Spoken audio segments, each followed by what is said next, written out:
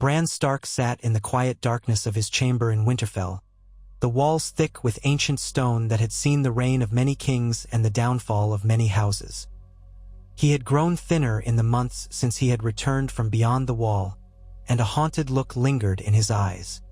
His legs, useless though they were, felt heavier than before, as if their burden had seeped into his very bones. But this burden was not only physical, it was the weight of a secret so old and so potent it could fracture the very foundations of the realm. For hours, he had let his mind wander back and forth across time, drifting like a raven in the currents of memory. He had watched Jon's birth, the hush of the Tower of Joy, the agony on Lyanna Stark's face, and the solemn promise made by a younger Eddard Stark. Now that knowledge throbbed inside him, pressing to be set free. At first, Bran had resisted telling anyone. He feared the consequences. He feared he would not be believed. He feared that if Jon knew of his Targaryen blood, of the lineage that gave him a claim to the Iron Throne, it might destabilize the fragile unity they so desperately needed against the threat from the north.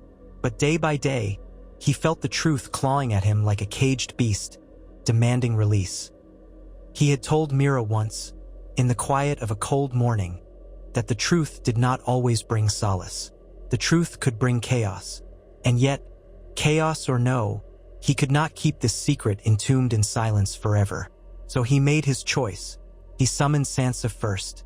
She entered the room with careful, measured steps, trying not to show the surprise she felt upon being called by her brother so abruptly.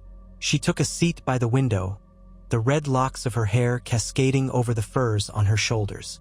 Through her gentleness, Bran sensed something unbreakable in her, a strength forged by her trials in King's Landing and the horrors she had faced with Ramsay. He was relieved it would be her to hear it first.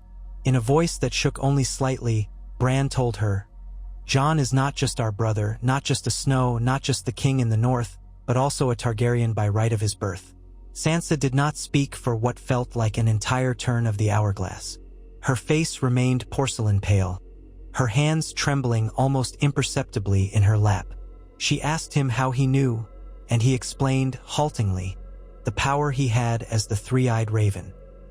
He told her of the visions, of their aunt, Lyanna Stark, on a bed soaked in blood, of Rhaegar Targaryen's words whispered in the gloom, and of their father swearing an oath to keep the boy safe. When he finished, Sansa looked both terrified and strangely resolute. She asked if Jon knew. Bran shook his head no. She stood and left without another word, but there was no anger in her gait, only determination. Sansa found Jon in the courtyard the next day at dawn. A cold wind blew across the battlements, making the torches flicker in their sconces. Despite the early hour, Jon was sparring with a few men of the northern houses. They practiced with training swords, but the intensity was real. He was always up before the sun, driven by a sense of duty she recognized, a mixture of Ned Stark's stoicism and something else, perhaps the hidden dragon in his veins. Sansa waited until the men dispersed. Jon, breathing heavily, lowered his blade and turned to her. She could see the question in his eyes, for she rarely came to him in the training yard without purpose. And what a purpose she had this time. She ushered him inside, avoiding the curious gazes of the men. In a small antechamber with walls lined by old war banners, they stood face to face. The white wolf sigil stitched on his cloak shivered in the draft. Sansa, who had rehearsed her words all night, found them suddenly lost. Jon asked her if something was wrong. She looked at him, truly looked at him, taking in the lines of his face, the darkness in his eyes, the set of his jaw. She wondered if she would see something Targaryen in him if she stared long enough. Silver hair that wasn't there, purple eyes that were only gray. But no, he looked as he always had, a Stark through and through. And yet he wasn't.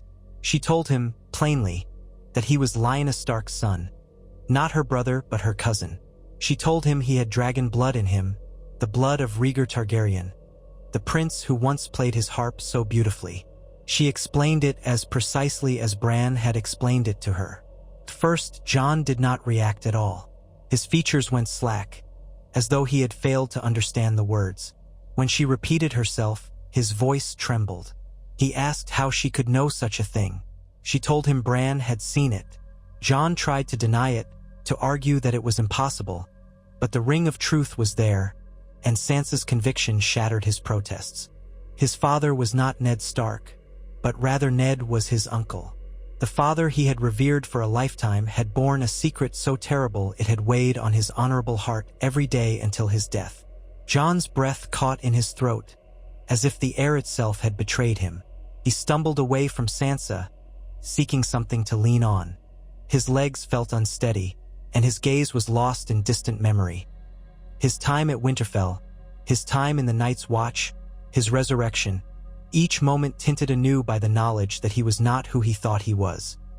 He recalled the faint recollection of Robert Baratheon's talk of Targaryen babes, the fear on his father's face whenever the conversation veered too close.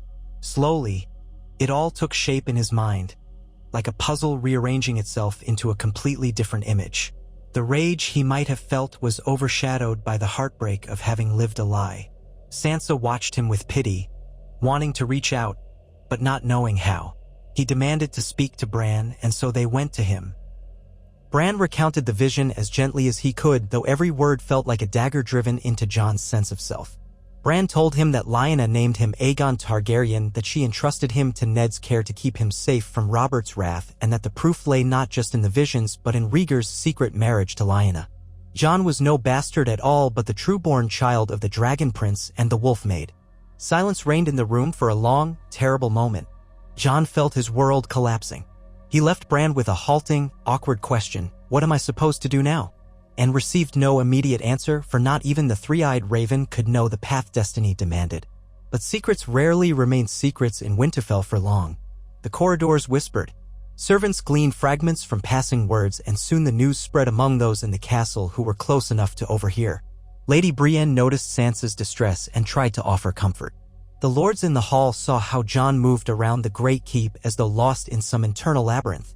Words traveled quickly among them. There were rumors about his parentage, about the significance of the Targaryen name in the north. The more Jon tried to subdue it, the more the rumor grew. Within days, the lords of the north demanded clarity. They convened in Winterfell's grand hall under candlelight. The air was tense with expectation. Jon stood before them, flanked by Sansa and Davos, who had grown into a trusted advisor. Lyanna Mormont, her eyes fierce as ever, asked if the rumors were true. Did Jon Snow carry Targaryen blood, and was he in fact the rightful heir to the Iron Throne? Jon tried to speak calmly, to quiet the swirl of emotions churning inside him. He admitted he had heard the truth from Bran, who had become the mystical three-eyed raven, but he did not confirm anything about a claim to the throne. He told them that all he wanted was to protect the North from the army of the dead, that he had never asked to be king in the North, let alone king of the Seven Kingdoms. Some among the gathered lords murmured that a Targaryen had never been a friend to the North, recalling the time the dragons had burned castles and forced kings to bend the knee. Others whispered that Ned Stark's son, even if only his nephew, had done more for them than any Southern king had done in centuries. They were torn, uncertain whether to remain loyal to this man they had chosen as their king or reject the revelation of his secret birthright. Tormund Giantsbane, who stood at the back of the hall, scoffed loudly, proclaiming that if any man had proven his mettle in the true battles to come, it was Jon Snow or Targaryen or whatever name he claimed. The lords, glancing at one another, found solace in that rugged acceptance. For if the free folk, once the greatest enemies of the North, trusted Jon, then perhaps his bloodline was not so important as his character. In that moment, it seemed as if the North would accept him, name or no name. Sansa felt relief wash over her, but a spark of anxiety remained, flickering in her mind. The realm beyond the North would not be so easily appeased. She had known the Southern lords. She had tasted the intrigues in King's Landing. This knowledge about Jon's parentage, especially if it spread further south, would be more than a curiosity. It could ignite ambitions, rebellions, and controversies as hot as dragonfire. And there was one person in particular who would be affected most, Daenerys Targaryen, the Dragon Queen, said to be crossing the narrow sea soon with her massive army and her dragons. She called herself the rightful heir to the throne. But if Jon's parentage were true, her claim would be overshadowed by his own. Targaryen blood did not abide confusion about who might be destined to rule. The ravens flew out from Winterfell bearing tidings for the rest of the realm. Though Jon had not sought to proclaim himself anything but the king in the North, word had a way of twisting on the tongues of messengers, taking shapes never intended by the speaker. By the time these rumors reached the Eyrie, the Riverlands, the Reach, and beyond, lords and ladies told one another that another Targaryen had emerged, that Rhaegar's son, long thought dead, was raised in the north and crowned by those fierce, uncivilized northerners. Gossip and speculation ran rampant. Did he ride a dragon? Would he march south to claim the Iron Throne? Was he in league with White Walkers, or was he the realm's true savior? No story seemed too far-fetched. In King's Landing, Queen Cersei Lannister received the news with a laugh that bordered on hysteria. Her golden hair was tied back tightly, and her eyes glinted with malice. She refused to believe it at first, convinced it was a northern plot to sow discord. But the presence of the rumor itself made her uneasy, for she recalled the prophecies about a young queen who would cast her down and all sorts of other predictions swirling around the Targaryen name. She was in no shape to face an army from the north when her hold on the south was already tenuous. But still, she had the Iron Throne, and she had no intention of yielding. She barked orders for her spies to dig deeper, to discover the truth, and to find any leverage that could be used against the so-called Targaryen in the north. In the east, where Daenerys Targaryen was said to be preparing her fleet, the news struck a blow she hadn't anticipated. Whispers reached her that her nephew, if rumor held true, was alive and grown into a warrior who had already been crowned a king in all but name. Missandei passed on the messages with a soft voice, her eyes searching Daenerys' face for any flicker of reaction. Tyrion Lannister, standing by the window of the stone chamber that served as Daenerys' council room in Meereen, listened carefully. He voiced his doubts. He considered the possibility that this was a false claim, a ruse by the northern lords to manipulate the realm's political game. Yet Tyrion also knew better than most that improbable truths sometimes shaped history more often than convenient lies. He advised Daenerys not to dismiss the rumor outright, for the north was a place of old magic and hidden truths. Daenerys felt a twinge of something close to jealousy, though it was underpinned by curiosity. She had always believed herself to be the last Targaryen, the last living child of the Mad King, destined to reclaim the Iron Throne. But if her brother Rhaegar's child truly survived, if he was not the infant Aegon rumored to have been killed during the sack of King's Landing, then what did that mean for her destiny? She did not want to share the realm's loyalty or fight another Targaryen. But she was not her father nor her ancestors who gloried in conquest alone. She resolved, with Tyrion's counsel, that she would first discover the truth of this man's identity. Then, if need be, she would decide how to handle him. Even so, the fires within her stirred. The last time a Targaryen prince had existed other than her had been her brother Viserys, and that had ended in violence. She would not repeat those mistakes. Meanwhile, in Winterfell, the tension among the people began to ease somewhat. Jon had not changed in their eyes. He still walked the battlements, sharing the same grim expression he always wore. He still ate in the hall with the men, still dressed in plain black leathers beneath the fur cloak. But inside him, a tempest raged. He confided in Samwell Tarly, who had arrived from the Citadel with an armful of old scrolls and books. Sam's astonishment was evident, but beneath it there was scholarly excitement. "Your father," Sam caught himself, stumbling over the word. "I mean, Ned Stark raised you as his son. He must have believed that was best for your safety." Jon nodded, silently echoing that reasoning. Sam then mentioned the possibility that somewhere in the Citadel's archives there might be official records of Rhaegar's annulment from Elia Martell or a secret marriage to Lyanna. It was possible further proof existed in old tomes. Jon looked away, wrestling with the idea of proof as if that might seal his fate even tighter to the Targaryen destiny he never sought. Nights grew longer, the chill deeper, and the talk of White Walkers persisted as strongly as ever. Jon kept urging the northern lords to focus on the real war against the dead. Some listened faithfully, for they knew his warnings were not hollow. Others questioned whether their new knowledge of his parentage would draw them into southern entanglements. Jon assured them his priority was the north, but he could see the doubt lingering in their eyes. They wondered if he might be pulled south to claim the Iron Throne, if not for ambition, then out of a sense of duty to House Targaryen. And what of the southern lords who might flock to him, seeking to attach themselves to a newly revealed heir? The specter of a second Targaryen re-emerging was not a small matter. One of the hardest challenges for Jon was facing Arya. She had returned to Winterfell changed, a deadly blade in the shape of the young girl he had once cherished. She found him sitting in the God's Wood one night under the gnarled face of the weirwood. She wore leathers of dark gray, her stark cloak around her shoulders, needle at her side. She appeared almost like a shadow slipping through the trees, silent and sure-footed. Jon turned to see her watching him, her expression unreadable. "Is it true?" she asked. He did not answer right away, unsure what she was truly asking. That you're not my brother. That you're... Her voice trailed off. Jon's heart ached.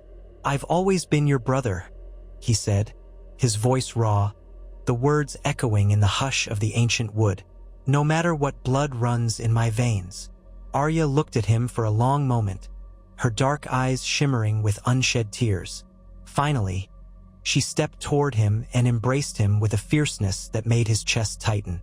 He held her close, feeling the tension in her lean muscles, the heartbreak and the confusion that was no less than his own.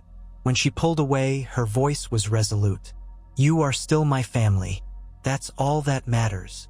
Bran observed these developments with a distant melancholy. He knew all that had happened, all that was happening, and glimpses of what might come to pass. But in the swirl of time, even he struggled to piece together every thread. He sat by the window most days, letting the raven's eyes become his own as they soared across winter skies. He saw the Night King's forces moving inexorably, an endless legion of the dead drawn by ancient malevolence. He saw glimpses of a tall, proud woman with dragons roaring overhead, forging across the sea. He saw a city with an iron seat, flames glinting off Lannister armor. And he saw a man in black with a wolf's face and a dragon's heart, caught between destinies. Each vision passed through him, leaving him unsettled. He had done what he thought was necessary, revealing the truth, but the consequences were far-reaching, weaving a new tapestry of alliances and animosities. Across the narrow sea, Daenerys finally set sail for Westeros. The wind whipped her silvery hair across her face as she stood at the prow of her flagship. Drogon flew overhead, his roar echoing across the waves. She felt her heart pound with the exhilaration of coming home. But a new question weighed heavily on her mind. Would she be greeted not as a liberator or queen, but as an impostor in the eyes of those who now believed another Targaryen had the better claim? Tyrion tried to reassure her. A claim is only as strong as those who will fight for it, he told her, reminding her of the allies she had made in Essos, the Dothraki, the Unsullied, the freedmen who would follow her into the jaws of death if she asked. She was not powerless against rumor. When Daenerys landed on Dragonstone, she stood for a moment, letting her hand touch the wet sand. Grey Worm and Missandei guided the soldiers ashore. Tyrion walked with her, tasting the salt in the air, remembering his days at King's Landing. The castle loomed ahead, perched upon jagged rocks. Its gates had been left unguarded since Stannis' departure. Daenerys claimed it as her ancestral seat, the place of her birth by right. The dragon soared overhead, shadows flickering across the fortress walls. For a few days, she found a semblance of peace in the echoes of her lineage, the painted table mapping the 7 kingdoms, the memories of dragons past. But letters came swiftly. Lords in the Stormlands and the Reach wrote to her, hesitant to declare open loyalty while the rumors of another Targaryen reached their ears. Some assured her of their support, others demanded to know the truth behind the northern claimant. Uncertainty reigned, and so Daenerys resolved to send her own ravens to Winterfell with letters addressed to Jon Targaryen if that was indeed his name. The day Jon received Daenerys' letter, he read it in silence, his brow creasing at each word. She introduced herself with all her titles, Daenerys of the House Targaryen, the first of her name, Breaker of Chains, and Mother of Dragons. She wrote that she had heard of his lineage, that if he was truly the son of her brother Rhaegar, then they shared a bond of blood she had thought lost. She invited him to Dragonstone, proposing a meeting to discuss their shared heritage and the threats facing Westeros. She did not mention fealty, nor did she mention the Iron Throne outright, but Jon could sense her underlying tone. She was challenging him to prove himself, to reveal whether he was a friend or foe. And she spoke of the army of the dead, how she had heard rumors but wished to hear the truth from his lips. Jon found himself torn. He wanted to focus solely on the war against the Night King. He needed dragonglass, and the mines of Dragonstone were rumored to be rich in it. Moreover, the presence of living dragons might be their best chance against the Whites and White Walkers, for dragonfire was fabled to be one of their few weaknesses. But to travel south now, when the North still wrestled with the shock of his parentage, felt like a betrayal. Some would see it as him chasing a crown. Yet if he did not go, how could he persuade Daenerys and her dragons to aid the North? He consulted with his advisors. Sansa was wary, believing Daenerys might see him as a rival or even a threat. Davos, on the other hand, reminded him that they needed allies. In the end, Jon decided to accept Daenerys' invitation. He would go not as a supplicant, nor as a pretender, but as a man seeking aid to save humanity. The North would be left under Sansa's care. He trusted her as he trusted few others. The journey by ship was rough. The winds whipped across the shivering sea, and the storms around Dragonstone were notorious. Jon stood on the deck, the salt spray stinging his face. He felt uneasy about leaving the North at such a critical time, but he also believed wholeheartedly in the necessity of gaining Daenerys' assistance.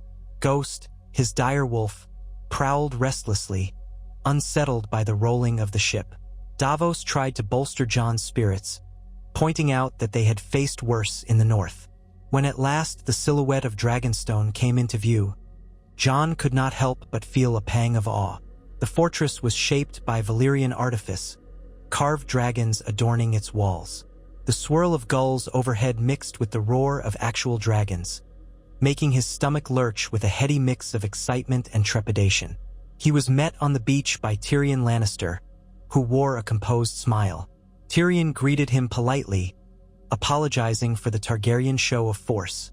Behind him, rows of Unsullied stood at attention. Missandei was beside Tyrion, her demeanor courteous but careful. Dragons circled in the distance, their shadows rippling over the water. "We've heard much about you," Tyrion said, eyeing Jon. "I see you still wear Stark colors." Jon dipped his head, not sure what to say. He was half Stark, after all, or more than half if one considered how Ned Stark had raised him. But Tyrion continued, "Her Grace is looking forward to meeting you. She has questions, as I'm sure you do too." And with that, they ascended the long stone steps to the castle. Daenerys awaited him in the great hall. She sat on a throne carved to resemble dragons, a slight figure at first glance but exuding an aura of command. Her silver hair was braided intricately down her back. She wore a black gown with subtle red accents, a nod to House Targaryen. As Jon approached, he felt a curious sense of kinship and distance at once. She was, if rumor and vision were correct, his aunt. Yet the difference in their ages was not so vast as one might expect from an aunt and nephew, for the tragedies that had befallen House Targaryen had compressed generations. She rose from her seat as he bowed his head in respect, though not as a subject might bow to a monarch. Daenerys studied him with calculating eyes. "Jon Snow," she said, "or should I say Aegon Targaryen?" Jon stiffened at the name, unaccustomed to hearing it spoken aloud. "I've gone by Jon my whole life," he replied evenly. "It's the only name I've ever known." She nodded, acknowledging the complexity in those words. "I am told you were crowned king in the North," she went on, "and that you claim no interest in the Iron Throne, only in defending the realm from the threat of the White Walkers. Do you truly believe the dead are coming for us all?" Jon met her gaze without flinching. "Believe it or not, they come. I have seen them, fought them, barely survived. They number in the thousands, tens of thousands. If we do not unite against them, there will be no realm left to fight over, no throne for either of us to claim." His voice trembled with the intensity of the memory, the sound of white snarling, the glint of blue eyes in the dark. Daenerys' expression softened slightly, but she remained cautious. "If what you say is true, then we should act swiftly. But how am I to trust you when I've only just heard of your existence?" It fell upon Tyrion and Davos to attempt a dialogue that bridged the suspicions. Davos spoke of Jon's efforts to unite the wildlings with the North, of his stand at Harrenhal, of his unwavering dedication to protecting people from the threat they refused to believe in. Tyrion confirmed that Daenerys was not her father. She intended to break the cycle of tyranny. Both leaders circled one another with verbal probes, trying to see if the other was an ally or a possible adversary. And overshadowing their conversation was the undercurrent that they shared the same blood, the blood of the dragon. If Daenerys accepted that as truth, would she see Jon as a precious living link to her lost family, or as a rival with a stronger claim? For a time it seemed uncertain. But then, while they were gathered around the painted table examining old maps of the North, a screech tore through the air. Drogon, the largest of Daenerys' dragons, swooped low, landing in the courtyard. The floor shook under the beast's weight. Daenerys moved swiftly, with no fear, stepping outside to see why he had come. Jon followed, partly out of concern, partly out of fascination. Drogon snorted steam, his colossal form coiling around the courtyard. Soldiers backed away. Daenerys approached him, resting a hand on his scaly flank. The dragon's golden eye observed Jon with an inscrutable depth. Something in that reptilian gaze made Jon's heart thunder. With caution, Daenerys gestured for Jon to come closer. He could see Davos shifting anxiously, but he took a step forward nonetheless. Drogon hissed, the sound vibrating through the stones. Jon raised his hands slightly as though showing he bore no threat. He remembered the legends. Targaryens were not automatically immune to dragonfire, but they had a bond with dragons that others did not. The moment was tense, pregnant with possibilities. Then, unexpectedly, Drogon lowered his head, allowing Jon to place a trembling hand upon the dragon's rough scales. It felt like warm armor shifting beneath his touch. Daenerys watched closely, her expression a mixture of astonishment and something like relief. If she had doubted Jon's parentage before, Drogon's acceptance provided a validation words could not. Afterward, alone in the castle library, Daenerys sought Jon out. The flicker of candles cast long shadows along the shelves. "I've never seen Drogon allow anyone but me to touch him," she admitted quietly. Jon could not articulate how he felt. He only knew it was awe, fear, and strange exhilaration. "Perhaps he sensed our shared blood," Jon said. Daenerys looked at him and nodded. "It seems ever more likely that you are who you claim. But you do not want the throne." She posed the question softly, as though she half expected him to say he did, that he planned to usurp her or declare war. But Jon shook his head. "All I want is for humanity to survive the coming storm. My father, Ned Stark, taught me duty and honor above ambition." The word father came out awkwardly, but he pressed on. "If we cannot set aside who sits on what chair, none of us will live to see spring." Daenerys closed her eyes and exhaled. "I want to believe you." In the days that followed, Jon and Daenerys gradually forged a mutual understanding. He told her more of the threat beyond the wall, the White Walkers, the Night King. She listened and considered how her dragons might be used to fight them. Jon realized she was not as hard as her titled proclamations suggested. There was compassion within her for the common folk, a desire to end suffering, though she could be ruthless when provoked. And Daenerys realized Jon was not a cunning manipulator seeking the throne, but a somber man weighed down by the burden of saving the realm. It was an uneasy alliance, neither trusting completely but both too pragmatic to ignore each other's value. News of this tentative alliance spread through Westeros like wildfire. In the Red Keep, Cersei raged, her paranoia inflamed by the possibility of two Targaryens uniting. In the north, Sansa worried about Jon, hoping Daenerys would not execute him for fear of rivalry. The lords in the Riverlands and beyond watched with bated breath, uncertain whether to declare for the Targaryens or maintain loyalty to the Lannisters. Varys, the master of whispers now in Daenerys' service, carefully gathered intel. He warned that the realm was on a knife's edge. One spark could ignite all-out war while the real threat grew in the north. But perhaps that spark would be necessary to force alliances. Tyrion saw how the people looked at Daenerys and Jon, some with reverence, others with apprehension. Targaryens had once commanded absolute power with dragons. Now, the land might soon have two Targaryens in its midst. One evening, while walking the battlements with Daenerys, Jon recalled a memory from his childhood in Winterfell. How he used to stand on the ramparts during a blizzard, imagining he was invisible, hidden by the swirling snow. He had felt alone, overshadowed by his siblings who bore the Stark name. Now, ironically, his name overshadowed them. "It feels like a cruel twist," he remarked, his voice low. "I spent my life as a bastard, yearning to belong. Now, the truth is that I belong more than I ever imagined, and I wish I didn't." Daenerys gave him a sidelong glance. "You are not alone in that feeling," she murmured.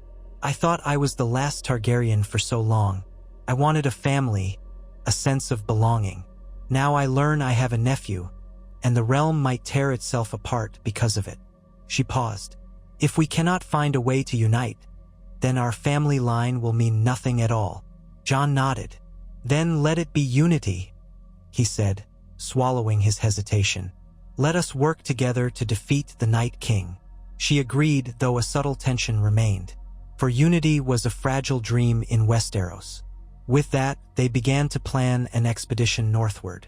Daenerys would not commit the full strength of her forces to the frigid unknown just yet, but she agreed to accompany Jon to the north to see for herself the threat at Eastwatch by the Sea. Tyrion and Davos, balking at the risk, insisted on careful steps. But Daenerys was not one for half measures, especially if the existence of the threat was real. So they readied ships and dragons, forging north once more. Their arrival at Eastwatch was anything but subtle. Men of the Night's Watch gaped as the dragons landed on the rocky beach. Jon introduced Daenerys to Tormund, who eyed her suspiciously at first, uncertain whether to trust a southern queen. But Tormund was quickly entranced by the massive reptilian beasts, how they breathed and moved. He muttered that this was a sign the gods, or devils, had truly come to the realm. Over the next several days, Jon guided Daenerys to the wall, letting her see the immensity of it, the freezing wind that lashed at them. She touched the ice, thick and ancient, older than any living memory. And though the Night's Watch had no love for Targaryens historically, they recognized Jon, the once Lord Commander, and allowed her presence. She looked out across the tundra beyond, the haunted wastes. It felt as though death itself gazed back from that endless white horizon. Scouting parties moved beyond the wall, seeking proof. They encountered whites, small groups of them roaming aimlessly. The sight of them made Daenerys's blood run cold. The skeletal forms, the rotting flesh, the empty eyes of undead men. She watched in horror as her dragons unleashed fire upon them, seeing the creatures burn and crumble to ash, but the deeper they ventured, the more they realized how vast the dead's army truly was. Even a dragon queen could feel fear at that knowledge. After one of these expeditions, Jon and Daenerys stood alone by a campfire. Ghosts prowled at Jon's side, while Regal circled overhead, drawn perhaps by the presence of another Targaryen. Jon told Daenerys of how the Night King had killed one of her dragons in another future he had seen glimpses of in Bran's warnings, though the details were vague and horrifying. An undead dragon turned against them. Daenerys felt a cold dread seep into her. She looked at Regal and Drogon, imagining them with eyes of the dead enslaved to the Night King. That must never happen, she whispered fiercely. I would rather die than see them turned. Jon agreed. Over time, a sense of camaraderie grew between them, forged in the crucible of shared danger. They rode together across the snowy plains, occasionally glimpsing whites in the distance, moving like insects across the whiteness. Scouts reported that the main host was still far to the north, but coming, always coming. The nights were frigid, and Daenerys found no warmth in the open air except for the fires they lit and the heated stones they placed at their feet. Yet she felt a warmth growing between her and Jon, an unspoken bond that defied their newly discovered kinship. Sometimes their eyes would linger on each other too long. Sometimes words failed when they tried to speak of the future. In another life, perhaps they would have had the luxury to explore those feelings. But war pressed in on them from all sides. Far away in Winterfell, Sansa received word of Jon's acceptance by Daenerys of their joint expedition. She worried about what alliances might be formed and how the northern lords would react to a southern queen marching into their lands. Tension simmered in the castle. Some whispered that Jon had betrayed them by dealing with a Targaryen, that the north would be subjugated. Others said that Daenerys was their only hope. Sansa did her best to maintain order, to reassure them that Jon would not hand them over to a foreign ruler. Yet the seeds of doubt were sown. Littlefinger, in his quiet manipulative way, fueled these concerns, suggesting that Jon might be enthralled by the Mother of Dragons. Sansa refused to be swayed, but she felt the strain. She missed Jon's steady presence, and she hated the swirl of rumors that grew in his absence. The news had also spread that Daenerys and Jon had encountered the undead beyond the wall, and that the threat was as dire as rumored. This, ironically, made some southern lords take notice. Perhaps the Targaryens were telling the truth, perhaps the real war was in the north. The tides of allegiance began to shift imperceptibly. Some lords from the Reach, newly afflicted by famine after the wars, decided it might be safer to bend the knee to Daenerys if she truly had dragons and a Targaryen nephew who could unite the realm. Others clung to Cersei, believing she was still the rightful monarch. The realm divided itself into uneasy factions. Armies began to move, alliances tested. All the while, the undead marched on. In Dragonstone, which Daenerys periodically returned to for supplies and strategy, the painted table was strewn with markers of armies, fleets, and castles. Varys and Tyrion worked day and night to form a coalition. They wanted to draw Cersei into a truce long enough to face the greater enemy, but it was uncertain if the proud Lannister would even agree. Meanwhile, ravens from the Citadel reached Samwell Tarly, urging caution about magical claims. The Archmasters were reluctant to act on rumors alone. Sam, exasperated, continued his own research, hunting for any references to the Long Night, the prince that was promised, or the significance of a Targaryen-Stark union. He pored over dusty tomes, searching for any clue that might give them an advantage in the war to come. As the weeks turned into months, the snows in the north grew heavier. Jon oversaw the fortifications of Eastwatch and Castle Black, reinforcing them as best he could. Daenerys provided some of her troops, though she was wary of losing too many men in the frozen frontier. She also flew over the region with Drogon and Rhaegal scouting for enemy movements. The bond between her and Jon deepened, shaped by necessity and mutual respect. They were both leaders bearing colossal burdens, aware that each day might be their last if the undead tide swept over them. Finally, a message arrived from Sansa urging Jon to return to Winterfell. The lords needed reassurance, and she believed the time had come for Daenerys to present herself to them to show that she was not an invader but an ally. Jon hesitated, worried about leaving the wall undefended. But the threat from the Night King was not yet at their gates, and forming a unified command in Winterfell might strengthen their position. So, side by side, Jon and Daenerys journeyed to the ancient seat of House Stark. Their entourage included Tyrion, Davos, Missandei, and a battalion of Unsullied. The dragons flew overhead, a terrifying spectacle for the northern folk who had never seen such creatures in their skies. At the gates of Winterfell, the reception was tense. Many northerners stood aside, frightened, as Drogon and Rhaegal passed overhead, their roars echoing off the ramparts. Sansa emerged to greet them, her face cool but courteous. She regarded Daenerys, noting her regal bearing, the silver braids, and the way she commanded the attention of everyone around her. Jon dismounted his horse and embraced Sansa. It had been too long since they'd seen each other. Then he introduced Daenerys formally, calling her the rightful queen of the Seven Kingdoms, but only after clarifying that Daenerys had come as an ally, not a conqueror. Sansa, her posture erect, welcomed Daenerys to Winterfell, albeit with cautious civility. They moved into the great hall where the assembled northern lords stood, uneasy gazes fixated on the Dragon Queen. Daenerys spoke calmly, explaining that she did not come to claim the North by force, but to offer her strength in the coming war against the undead. She acknowledged that her father had burned many in his madness, that the Targaryen name did not bring comfort to northerners. She expressed her desire to break from the cruelty of the past. Some of the lords murmured approval at her humility, while others remained skeptical. But when Tyrion stood to speak of the dragon's power and how it might be the key to defeating the White Walkers, the mood shifted. The lords realized this was no idle rumor. Those who had doubted now saw the beasts flying overhead, living weapons that could turn the tide of any battle. The hall was filled with a sense of awe and dread. Sansa then introduced Bran, who was quietly seated in his wheeled chair near the dais. Daenerys regarded him curiously, sensing something otherworldly in his gaze. Bran, in his calm, distant manner, confirmed that Jon was indeed the son of Rhaegar and Lyanna and that the threat of the Night King was fast approaching. His words, spoken in that detached, omniscient voice, resonated through the hall. The combined weight of these revelations, dragons, White Walkers, and Targaryen blood, made the lords realize they were part of a story larger than their own feuds. One by one, they declared a tentative acceptance of Daenerys' presence, though they did not bend the knee to her outright. Jon sensed this was the best outcome they could hope for at the moment. That night, in the quiet corridors of Winterfell, Jon found Daenerys alone in the crypts, wandering among the statues of Stark ancestors. She stood before Lyanna Stark's statue, a single torch in her hand casting flickering light across the stone face. "So this is your mother," she said softly, glancing at Jon. He stepped forward, placing the torch in a bracket. "She died before I ever knew her," he replied. Daenerys looked at him with sympathy. "I never knew my mother either. We were both orphans, in a way."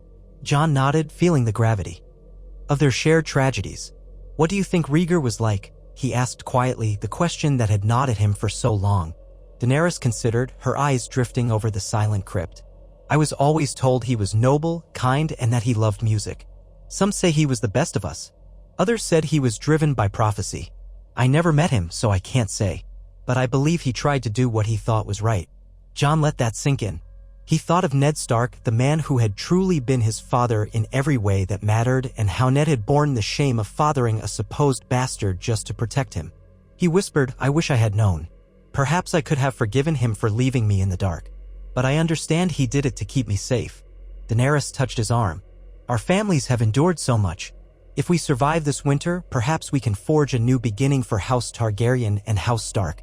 Jon felt a flush of emotions at her touch, at the gentle tone of her voice. He looked into her eyes, but words failed him. Instead, they stood in silence, the crypt echoing with ancient memories, aware that tomorrow would bring more challenges, more questions about the shape of their alliance, their blood, and their future. Outside, the snowfall thickened, draping Winterfell in a pristine layer of white. The distant howls of wolves drifted through the darkness, a song of the north that had echoed for centuries. The realm stood on the precipice of profound change. 2 Targaryens now walked among them. One had grown up believing herself the last of her line, destined to rule. The other had grown up as a bastard in the north, never imagining he had a drop of dragon's blood.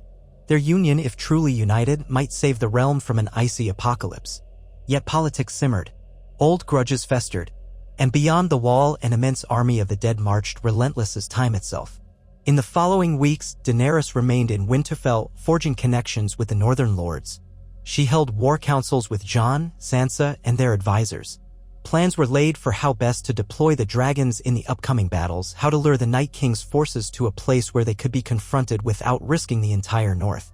Scouts ventured north of the wall again, returning with harrowing tales of entire villages turned into white enclaves. Bran used his visions to track the Night King's movements, but glimpsing him always brought a jolt of terror, as though the darkness beyond death stared back at him. One evening, Daenerys hosted a modest feast in the Great Hall to show goodwill to the northern lords. Tables were laid with winter produce, roasted meats, and the last remnants of stored harvests. Ale and wine flowed freely, warming bellies against the cold. The lords arrived hesitantly at first, but soon the tension eased in the glow of the hearth fires. Daenerys spoke with them personally, listening to their concerns about the coming war, about feeding their people, about the possibility of forging new alliances after the threat was past. She assured them she had no intention of forcing them to bend the knee, not while the war against the dead loomed. Some were won over by her sincerity, others by her dragons, and still others by the knowledge that she had come to fight by their side rather than remain safely in Dragonstone or march directly on King's Landing. They did not greet her with the fervor they might a Stark, but there was cautious respect in their eyes. Jon watched from across the hall, feeling a blend of pride and unease. By the night's end, Daenerys and Jon found themselves together near the warmth of a brazier. The hall's din of conversation and laughter swirled around them. "They're starting to accept you," Jon observed quietly. She nodded, a faint smile on her lips. "They are not an easy people, but they are an honest one. I think I prefer that to the intrigue of King's Landing." Jon inclined his head in agreement. "Honesty is a rare coin in the South," he said. "Here, we have no time for gilded lies. Winter forces truth from us." Daenerys studied him for a moment, then ventured, "And will you remain honest with me, no matter what the future holds?" He hesitated, reading the question in her eyes. She was asking if he would still reject the throne if the realm clamored for him, or if events would pull him away from her side. He took a deep breath, answered softly, "I will do what is right for the realm. I believe that is the same as what is right for us." Daenerys accepted that answer, though she sensed the weight behind it. Their alliance, while delicate, continued to solidify. Supplies were stockpiled. The North was readied for the Great War to come. Yet each day, Bran's grim tidings grew more dire. The Night King's forces were vast beyond comprehension, sweeping through the last hearth, soon to descend upon Winterfell. Word spread that the battle was imminent. Everyone braced themselves. Lords from across the north mustered their troops at Winterfell's call. Even some southern houses, curious about the 2 Targaryens, sent small delegations or reinforcements, more out of fear of missing out on a potential grand alliance than pure altruism. Grey Worm drilled the Unsullied in the courtyards. The dragons soared overhead, each roar a reminder that the Targaryens were preparing for a confrontation no living man had witnessed since the Age of Legends. On the eve of the battle, the mood in Winterfell was somber. Snow fell thickly, blanketing tents, wagons, and ramparts. Torches dotted the walls, casting orange glows on the white drifts. Men huddled for warmth, passing flasks of strong liquor, exchanging stories of bravery or memories of home. Women and children who could not fight sought refuge in the crypts below the castle, where they prayed to old gods or new. Sansa moved among them, offering what reassurances she could, her face set with determination. Arya sharpened her blades under the flickering light of a brazier, preparing to kill as many whites as she could. The Hound lingered nearby, occasionally throwing out a curse about the cold. Gendry secured dragonglass onto spear tips and arrowheads, his hands chapped and raw. Jon and Daenerys stood atop the ramparts together, gazing into the icy dark. A hush settled over them as they looked northward. They both knew this was the beginning of the war that would decide the fate of every living soul in Westeros. Tomorrow, or soon after, the dead would come in waves. They would test the combined might of man and dragon.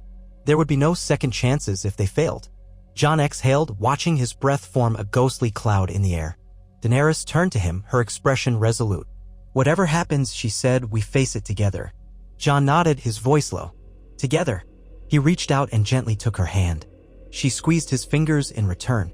The night air was freezing, but an ember of warmth kindled between them, the bond of shared purpose and, perhaps, something more than purpose. Below, the men and women of the north and the Targaryen forces readied themselves for the final watch. Bran was within the castle walls, his eyes often rolled back in a trance as he scouted the enemy's approach. Ghosts prowled the courtyard. The dragons, restless, perched on the frozen field outside Winterfell, occasionally snorting flames into the dark sky. This was the calm before the storm. And amid that calm, the first flicker of undead forms appeared on the horizon, silhouettes against the snowfall.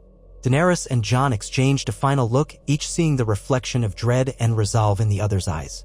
Here at last was the war that would render their lineage, their political claims, their titles, meaningless if they lost. For if the dead triumphed, no one would live to see who sat on the Iron Throne. Tomorrow, the fate of all the living would hinge on steel, fire, and the tenuous bond forged by a long-hidden Targaryen secret. They descended from the ramparts to join their armies, the winter wind howling behind them like a mournful dirge. In the morning's first light, the dead would descend, and all truths, be they Starks, Targaryens, or anything in between, would be put to the ultimate test.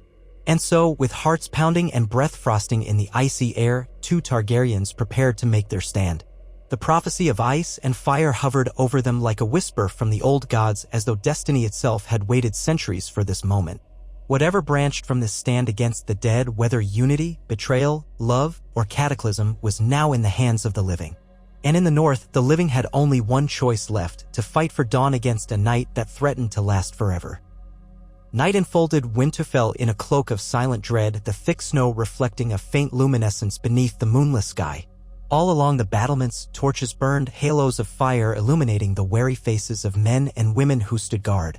The wind gusted, carrying the taste of ice and something older, a primordial chill that bled through the cracks in the ancient stones. Below in the courtyard, horses stomped in nervous agitation, steam billowing from their nostrils. Across the fields beyond, the vast emptiness of the north seemed to stretch on forever, concealing the dead who drew closer hour by hour.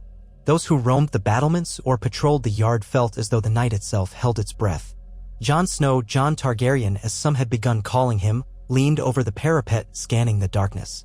He could not see them yet, but he sensed the presence of the Night King's army. They were out there, an ocean of whites and white walkers, unstoppable in their purpose. Beside him stood Daenerys Targaryen, wrapped in a heavy fur cloak. Her silver braids twisted about her shoulders, stirring in the cold wind. With her were 2 of her most trusted guards, but the true guardians of her realm lay outside the castle walls. Drogon and Rhaegal crouched on a snowy field, nostrils puffing threads of smoke into the chill. Their eyes gleamed with watchful awareness. Any who stood upon Winterfell's ramparts had only to glance at those immense silhouettes to know they had allied with the mightiest creatures in the known world. Daenerys turned to Jon, speaking softly so the wind would not carry her voice to every pair of ears on the wall. Bran says the bulk of the dead could arrive before first light. She paused, her breath white in the dark. If we stand and fight here, we must do so knowing they come in unimaginable numbers. Jon's hand tightened on the stone merlin in front of him. We've drawn them to one place, just as we planned. Winterfell's walls, the dragons, the combined armies, we have a better chance here than we would scattered across the north. His jaw clenched. All we can do is make our stand and pray to the gods, old and new, that it's enough. She nodded and glanced past him at the courtyard below. Unsullied marched with disciplined steps, carrying spears tipped with dragonglass. Beside them strode men of the north, the sigils of various houses either patched onto their cloaks or else hastily painted on shields. The free folk had pitched tents just outside the walls, Tormund Giantsbane insisting that they would rather meet the dead out in the open than behind Southern Stone. But Jon, through a blend of persuasion and practicality, had convinced Tormund to keep most of his folk behind or just within the ramparts, at least until the battle's opening moments. Arya and the Hound were somewhere in the courtyard, no doubt finalizing their own grim preparations. Each corner of Winterfell buzzed with the last frenetic tasks before the inevitable clash. Down in the crypts, families and children, along with many of the non-combatants, waited in anxious silence. A few flickering torches glowed faintly against the vaulted stone ceilings, the columns cast in jittering shadows. Sansa Stark moved among them, speaking words of reassurance she did not truly feel. She could sense their dread, for every whisper, every rustle of movement in the darkness reminded them of the countless dead that soon would encroach upon the castle. She tried to calm them. She who had once smiled in the lavish halls of King's Landing, dreaming of courtly dances, now felt older, harder. She had stared brutality in the face and survived. Still, this was a foe like no other, a foe who came without fear, without mercy, and without end. She passed Gilly and little Sam, who huddled near the statue of a long-dead Stark ancestor, offering them a tight smile as though they could banish the horrors above. Through narrow arrow slits at ground level, the roars of dragons carried faintly into the crypts, followed by a ripple of tension among the gathered. Some had never heard a dragon so close before. To them, it was an omen of either salvation or doom. A few older men recalled stories passed down of the last time dragons had flown over the north, and none of those stories ended in peace. Sansa placed a hand on one man's shoulder, nodded, and pressed on. Outside, the dark pressed closer. A horn call suddenly split the night, low and trembling, reverberating through the courtyard and along the battlements. Every soldier froze. Jon lifted his gaze and saw a faint glow on the horizon, not the warm promise of dawn, but a sickly pallor as though the night had begun to curdle. Daenerys stepped to the edge of the rampart, knuckles white against the stone. Torches flickered wildly in the gusting wind, threatening to snuff out. Jon sensed the shift in the air. This was the moment they had prepared for, yet no amount of training could quell the primal fear coursing through their veins. Below them, Grey Worm barked commands. The Unsullied drew into formation, ranks tightening, shields locking. Northern archers hustled into position, arrowheads glinting with obsidian tips. Sansa emerged from within the castle, ascending the steps onto the wall, flanked by Brienne of Tarth and Podrick Payne. The tall warrior woman's face was set in a mask of focus. She glanced at Jon and Daenerys, giving a small, grim nod. Tension rippled from person to person like an electric current. At the far edge of the plain, shapes took form. They moved in silence, a rank upon rank of silhouettes shambling forward in a wide line. It seemed at first like a mere extension of the darkness, until stray moonlight caught pale skin and vacant eyes. The whites came, unstoppable and unfeeling, a tide of death guided by an intelligence older than men's memory. In the center of that mass, half-shrouded by drifting snow, rode white walkers astride undead horses. Their armor gleamed with a faint luminescence, and their icy weapons glinted coldly. Jon swallowed, his breath ragged. "Light the trench," he called, voice echoing. Archers along the walls hurried to prepare flaming arrows. Melisandre was not here this time. Her path had taken another course, and so they had no red priestess to conjure flames from the ether. Instead, they relied on more mundane methods, pitch-drenched wood carefully arranged around Winterfell in a wide perimeter. If all went to plan, once the first wave of the dead rushed forward, the flaming ditch would slow them. It was a meager obstacle at best, but every moment gained was precious. Daenerys took one last look at Jon. "It's time for me to go," she said, stepping away. "I'll take Drogon. Rhaegal will sense your need, he's bonded with you as well." Jon held her gaze. "Be careful." She offered a faint, resolute smile, then hurried down the stairs. Moments later, she emerged beyond the walls, crossing the open field toward Drogon, who rose to meet her approach.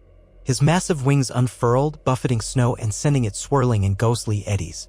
Daenerys climbed into the saddle, her heart hammering, adrenaline and cold merging into a singular clarity of purpose. Defend the living, burn the dead. A second horn call reverberated, sharper this time.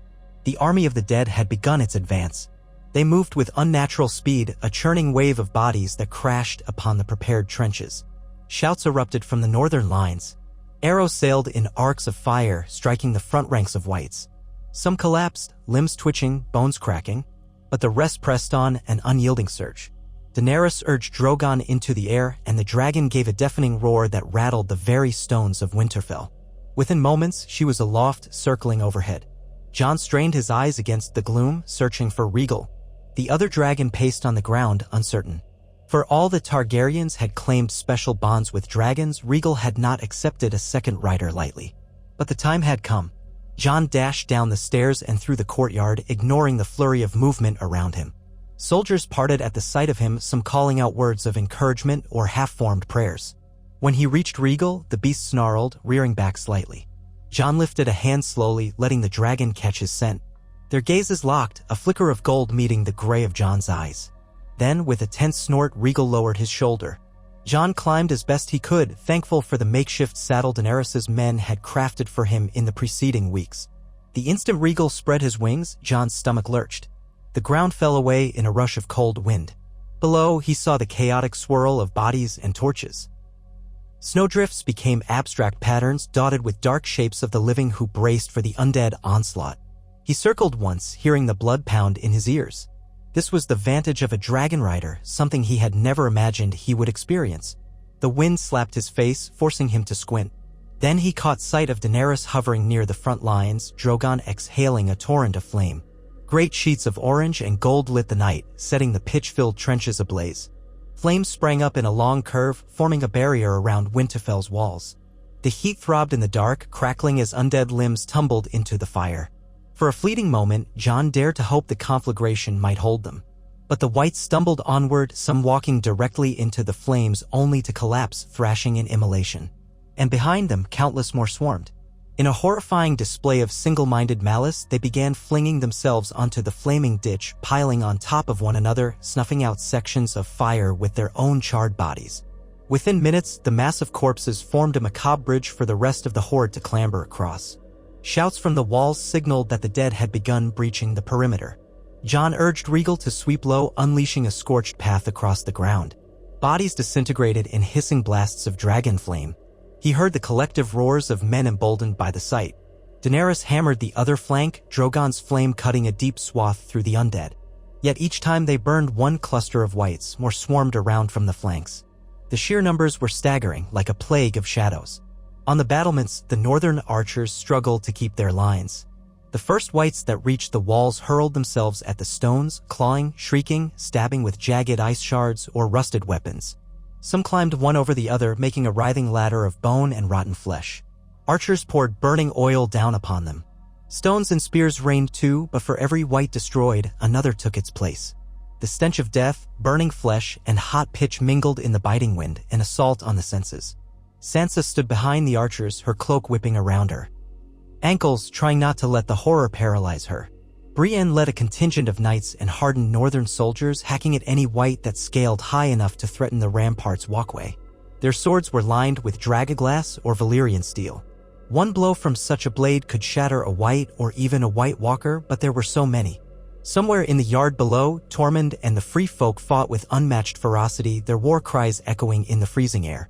A giant white, once a fearsome giant of the far north, now enslaved by the Night King, burst through part of the outer barricade, sending men flying. Tormund slammed into the creature with an axe of dragonglass, but the impact merely staggered it. Other fighters rushed to help, hacking at its legs. It roared, a hollow, unearthly sound, and tore through a wooden barricade as though it were kindling. Steel rang out. The giant's hand swept across the yard, crushing two unfortunate souls, but then Arya darted in, swift as a breath of wind, driving the tip of a Valyrian steel dagger through the giant's Achilles tendon. The great beast collapsed with a crash, allowing Tormund to bury his axe in its skull. It collapsed into the snow, the unholy life draining instantly from its eyes. Above, Jon and Daenerys sought out White Walkers amidst the whites, for a single blast of dragon fire could shatter them, though they possessed cunning enough to avoid being caught in the open. Occasionally, the two dragons roared triumphantly as a White Walker was turned to glittering shards of ice, the shockwave of its demise reducing nearby whites to a lifeless heap. But more White Walkers lurked behind the lines, controlling the flow of the undead horde with silent, malevolent purpose. Then a cold, piercing screech split the sky. Jon's blood ran cold.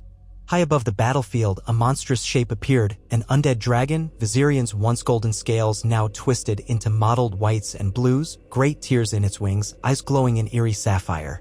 It descended with the Night King astride its back. Daenerys let out a sharp breath at the sight of her lost child, the memory of Viserion's death by the Night King's spear cutting deeper than any blade. Jon steeled himself, guiding Regal higher in pursuit of the wraith-like creature. Daenerys soared to join him, Drogon's black wings beating the air. As the undead dragon swooped lower, it exhaled a torrent of blue flame that tore across the ramparts. Stones exploded under the supernatural cold fire. Men and women screamed, some consumed instantly by that ghostly blaze. The Night King, perched atop the beast, was an inhuman silhouette against the swirl of snow. His eyes, glacial and devoid of pity, fixed upon the living below as though measuring their worth. Daenerys urged Drogon forward, jaws gaping. Drogon roared flame, a swirl of orange fury meeting the undead dragon's blue conflagration in a colossal clash. The impact momentarily rocked both beasts in midair, scattering snowflakes and cinders alike. Jon circled around, trying to flank the undead dragon. Regal shrieked, rearing back as Viserion's tail whipped by in a savage arc. The dragons grappled in midair, wings slapping, claws scraping. The thunderous noise of their battle echoed miles away.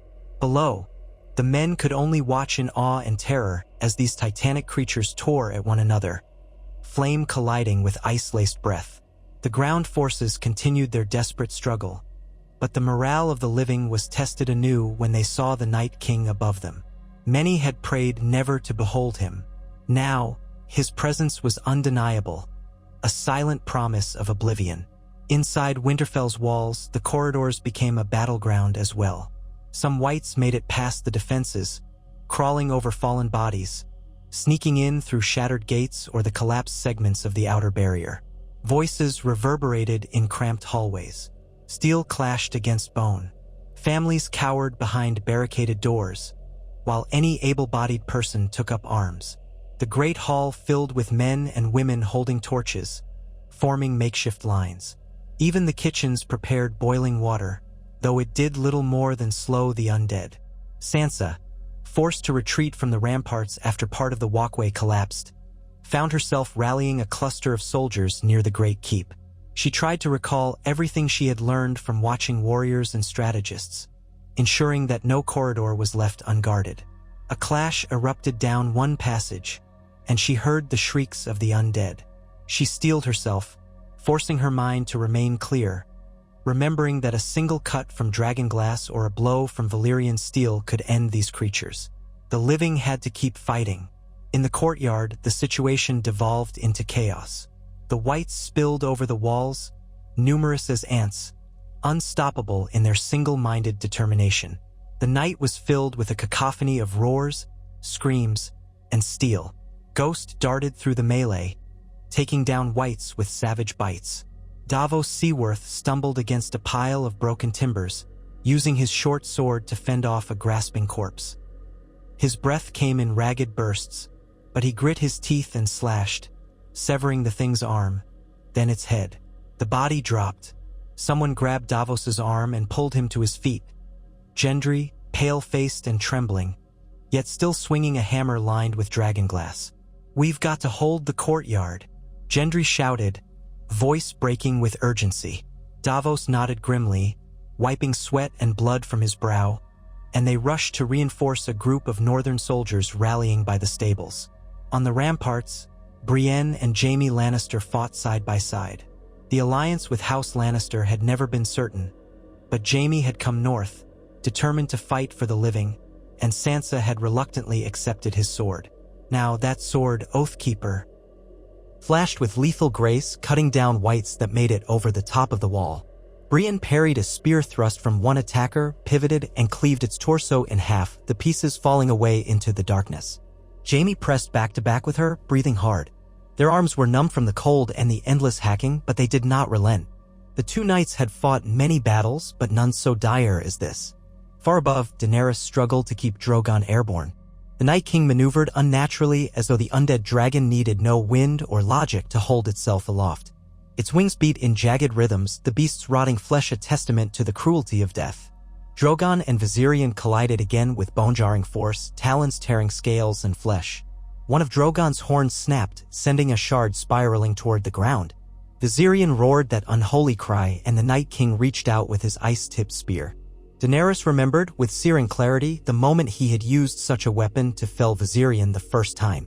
She veered Drogon to avoid the worst angle of attack. The spear grazed Drogon's flank, leaving a frost-rimmed wound that made the dragon roar in fury.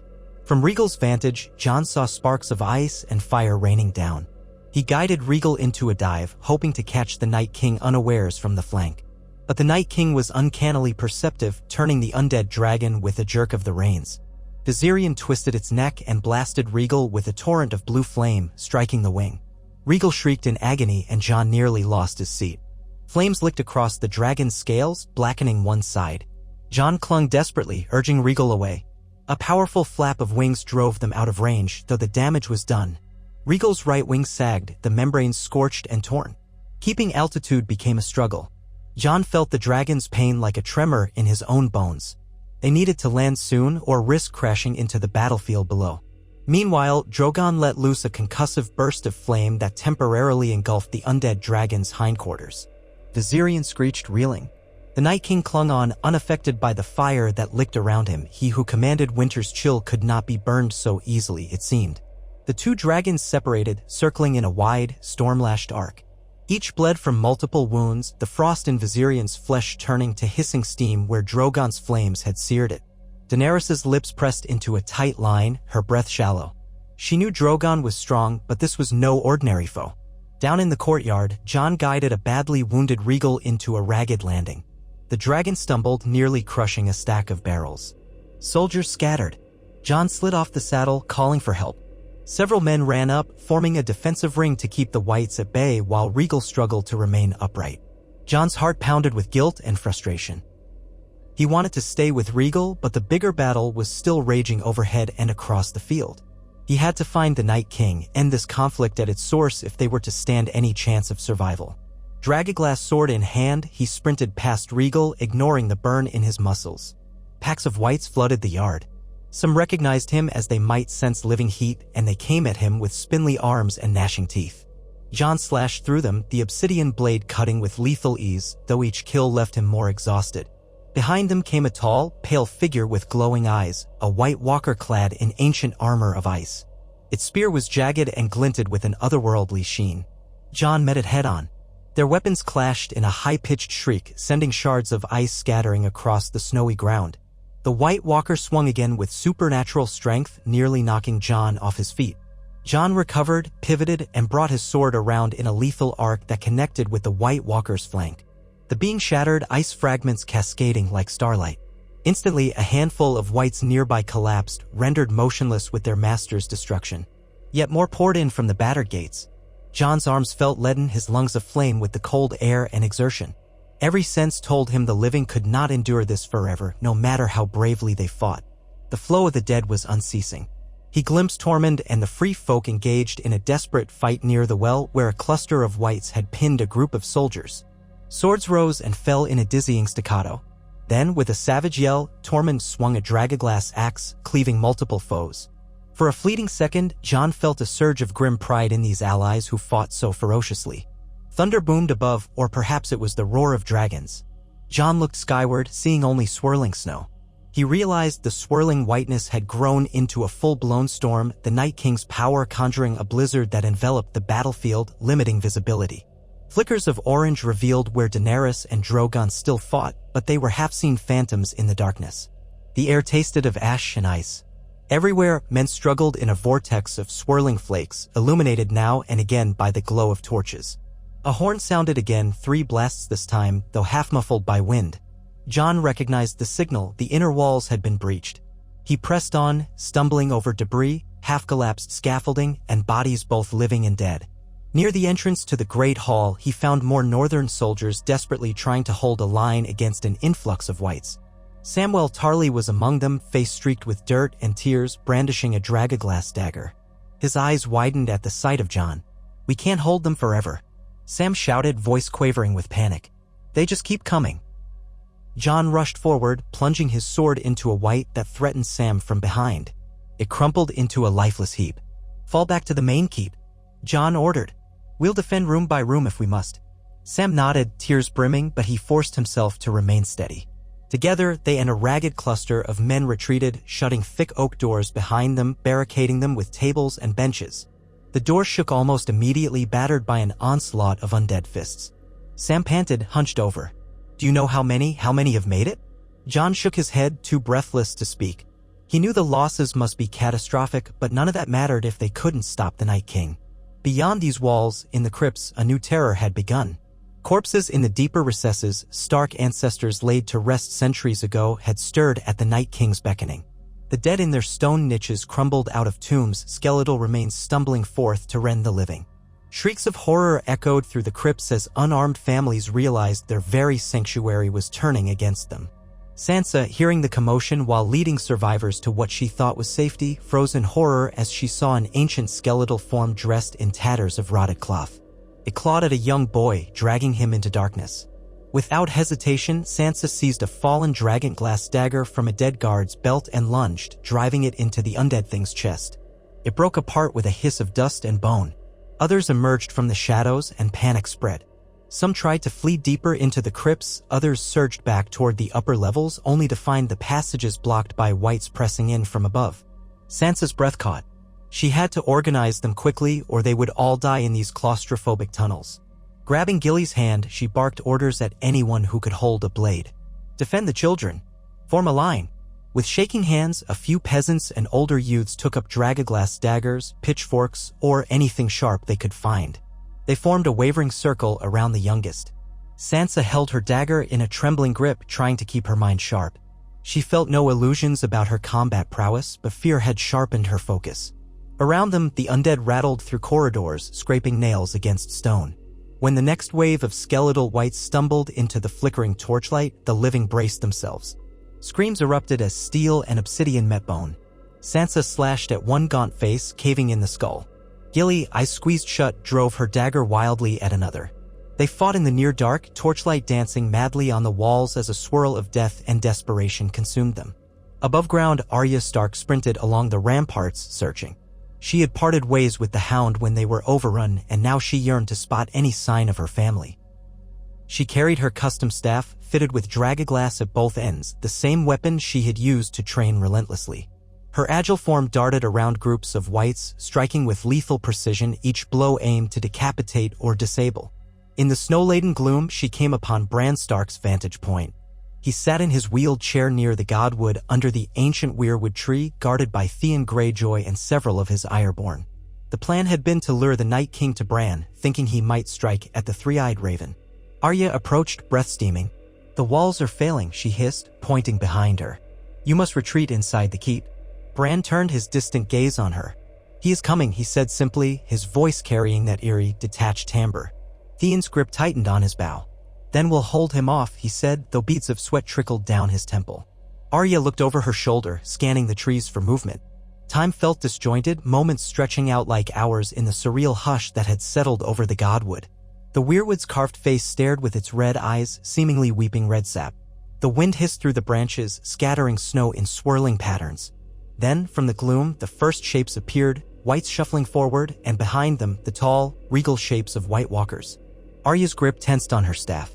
She knew the Night King himself would not be far behind. While the living made their last stands inside Winterfell, Daenerys and Drogon found themselves locked in mid-air combat with Viserion once more.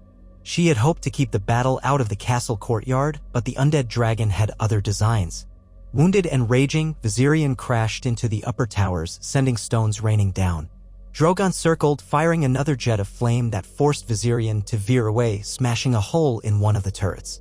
Daenerys clung to her saddle, the force nearly unseating her, the freezing gale of the storm stinging her eyes.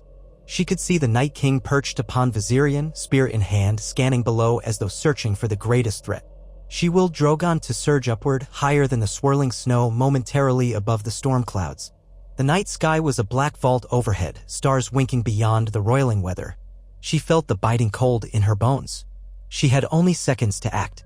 Plunging downward with lethal intent, Drogon folded his wings for a dive, gaining terrifying speed. The undead dragon was slower to react, pinned against the turret it had crashed into. Flames licked from Drogon's jaws, a column of living fire slamming into Viserion's flank, scorching away more of its decayed flesh. The undead creature howled, but the Night King remained unscathed, an island of ice in the furnace. He hurled his spear upward, narrowly missing Drogon's chest. The spear whirled off into the night. Daenerys urged Drogon to unleash a second blast, but Viserion twisted free, smashing its skull into Drogon's side. Daenerys was thrown sideways, and only by clutching the reins with all her strength did she avoid tumbling off. Below, men and women scattered as debris rained down. The courtyard was a war zone, with flames, rotting corpses, and living warriors locked in an endless struggle. Corpses littered the ground, and the snow was stained black with congealed blood. Some of the whites still wriggled, severed torsos clawing forward. In corners and behind wreckage, the wounded moaned. Into this pandemonium, Viserion crashed, tail whipping across the courtyard, flattening a line of soldiers. Daenerys gasped at the carnage. Drogon back-winged, trying to avoid colliding with the ramparts. The Night King dismounted with an unnatural leap, landing amid the swirling snow like a specter. His gaze swept the courtyard. Then he strode forward, ice-crusted armor clinking softly. Each step was a promise of doom. At that moment, Jon emerged from the shadows. He skidded to a stop, heart thundering, coming face to face with the being behind this whole onslaught.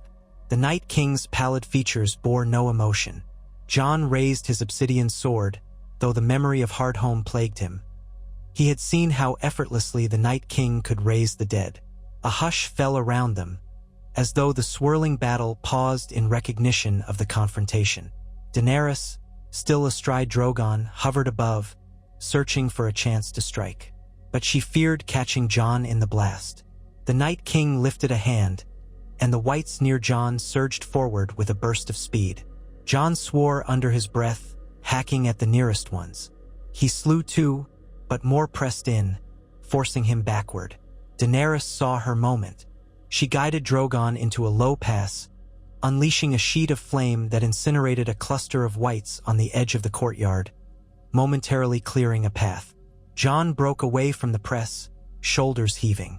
The Night King still stood, unharmed, at the courtyard's center, pale eyes locked on Jon. They sized each other up in the flickering glow of the fires. Jon charged, sword raised. The Night King summoned an ice-forged blade from the air, meeting Jon's strike with a resounding crash. Sparks flew, steam rising from where dragonglass met enchanted ice. They traded blows with the savage immediacy of mortal enemies. The Night King's strength was prodigious, each parry rattling Jon's arms. Yet Jon had trained all his life in the yard at Winterfell, fought wildlings, White Walkers, Boltons, and the undead. He fought not just with skill, but with unyielding will. Sparks flared at each impact, the clang echoing across the courtyard like the hammer of some hellish forge. Two whites lunged to aid their master, but Daenerys directed Drogon to sweep flames across them, reducing them to ash. The courtyard grew slick with melted snow and gore. The heat of the dragon fire clashed with the unnatural chill emanating from the Night King, turning the air into clouds of steam. Jon pressed forward, adrenaline surging, landing a glancing blow that grazed the Night King's flank. Ice shards cracked, but the White Walker Lord did not shatter. His eyes narrowed, and he retaliated with a backhand that caught Jon full in the ribs, sending him sprawling. Jon's sword clattered away on the slick ground. Gasping for breath, Jon struggled to rise. The Night King stood over him, raising his blade. A hush of finality gripped the scene. Daenerys cried out wordlessly, spurring Drogon to exhale a torrent of fire directly at the Night King. It cascaded over him in a howling inferno. Snow vaporized, the cobblestones glowed orange under the heat. Jon shielded himself from the blistering blast. For a moment it looked like victory, the Night King consumed by flame. But as the roar of fire abated, the inhuman figure stood unscorched, an island of ice in a sea of embers. Daenerys' eyes went wide with disbelief. Drogon snarled, confused that his fire had failed to kill. Without hesitation, the Night King whipped his arm upward, hurling an ice spear at Drogon. Daenerys jerked the reins, but not quickly enough. The spear lanced through Drogon's flank. Blood sprayed as the dragon roared in agony, wings faltering. He crashed to the courtyard, writhing in pain, tail flailing. Daenerys was thrown from the saddle. She hit the ground hard, the impact jarring every bone in her body. Shocked soldiers rushed forward, desperately slashing at the whites that converged on them. Seeing Daenerys unseated, the Night King advanced, unstoppable as a glacier. Jon found his sword, gripping the hilt with numb fingers. He forced himself to his feet, ignoring the pain in his side. Daenerys tried to crawl away, vision swimming, ears ringing. Drogon still moved, but his shrieks were weaker. The blood pouring from the spear wound tinted the snow red. The Night King reached Daenerys, raising his ice blade for a killing blow. Before it could descend, Jon hurled himself forward, the tip of his dragonglass sword colliding with the Night King's weapon. Another burst of sparks. The Night King flicked his wrist, and Jon felt a stab of white-hot pain as he was disarmed again. The weapon skittered across the courtyard. Jon found himself pinned under the Night King's gaze, an overwhelming sense of cold seeping into his limbs. He had faced death before, but never like this. Then came a whistling sound through the swirling snow. An arrow streaked from behind a collapsed wagon, burying itself in the Night King's shoulder. The projectile shattered on impact, but it distracted him for a heartbeat. Theon Greyjoy emerged, bow in hand, expression defiant despite the fear etched in his features. Behind him, a handful of Ironborn fired more arrows. Each one broke against the Night King's supernatural armor. But the momentary reprieve allowed Daenerys to crawl away and Jon to roll free. The Night King turned, lifting his hand again, and ice lanced outward in razor-sharp shards, impaling Theon and the Ironborn. With a choked cry, Theon fell, blood painting the snow red. Yet his last act had given Jon and Daenerys a chance to survive a few moments longer. Jon lunged for his sword again, calling to Daenerys, who was still prone. She glanced around for a weapon, her vision clearing somewhat. Within arm's reach lay a broken spear with a dragonglass tip. She snatched it up. The Night King turned back to them, step by step, inexorable. He extended his arms wide as though calling forth the dead around him. Corpses began to stir again, even those burned or severed. Soldiers who had died mere moments earlier jerked upright, eyes glowing with that eerie blue. Daenerys scrambled to her feet, the spear clutched in shaking hands. Jon hovered beside her, sword in a ready guard. Both knew that if the Night King completed his rite, they would be overwhelmed. A sudden shape blurred in from the side, a lean figure moving with impossible agility. Arya Stark leapt onto the Night King's back, Valyrian steel dagger in hand. Her face was a mask of ferocious focus. The Night King snarled, spinning to fling her off, but she twisted midair, using the momentum to drive the blade toward his neck. Only centuries-honed reflexes saved him. He caught her wrist in a vice-like grip. Arya gasped, dropping the dagger into her other hand in a lightning-fast maneuver. With a savage cry, she lunged the blade upward. The Night King seized her second wrist, stopping the blow inches from his neck. Her eyes burned with defiance. They struggled, locked in a lethal dance. A creeping chill spread from the Night King's grip, turning Arya's skin white with frost. Still, she fought to break free, the dagger trembling precariously close to his throat. Jon and Daenerys saw their chance. They rushed in tandem, attacking from opposite sides. Jon swung with all his might, his dragonglass blade slicing through the Night King's arm at the elbow. Daenerys thrust her spear into the Night King's side, where the ice armor was weakened from Jon's earlier blow. A keening shriek cut the air, not from the Night King, but as though the entire dead army cried out at once. The severed arm shattered, releasing Arya. With desperate force, she drove the dagger home, piercing the Night King's chest. For a moment, everything seemed to freeze in place. The Night King's eyes widened fractionally, lips parting in something that might have been surprise. A crackling fissure spread across his chest, branching like lightning over a frozen lake. He locked eyes with Jon, an ancient animosity flickering in those glacial depths. Then, abruptly, the Night King exploded into shards of ice. A rush of frigid wind blasted outward, sending everyone sprawling. All around the courtyard, whites collapsed instantly, their unholy vigor extinguished as their master perished. On the ramparts, in the fields outside Winterfell, in the crypts below, they dropped by the thousands, blanketing the ground with lifeless corpses. The swirling storm overhead began to thin, the oppressive gloom receding as though dawn approached, though in truth it was still the dead of night. Daenerys sank to her knees, panting, blood trickling down her temple. Arya sprawled on the snow, dagger still clutched tight, chest heaving. Jon looked around in disbelief, half expecting the whites to rise again. But they did not. Silence, broken only by the ragged breathing of the survivors, replaced the chaos. The Great War for the Dawn had ended in a single catastrophic moment. Bran, in the Godwood, blinked and emerged from his vision, relief crossing his features. The courtyard was a ruin of broken bodies, shattered wood, and dragon's blood. Drogon lay nearby, breathing shallowly.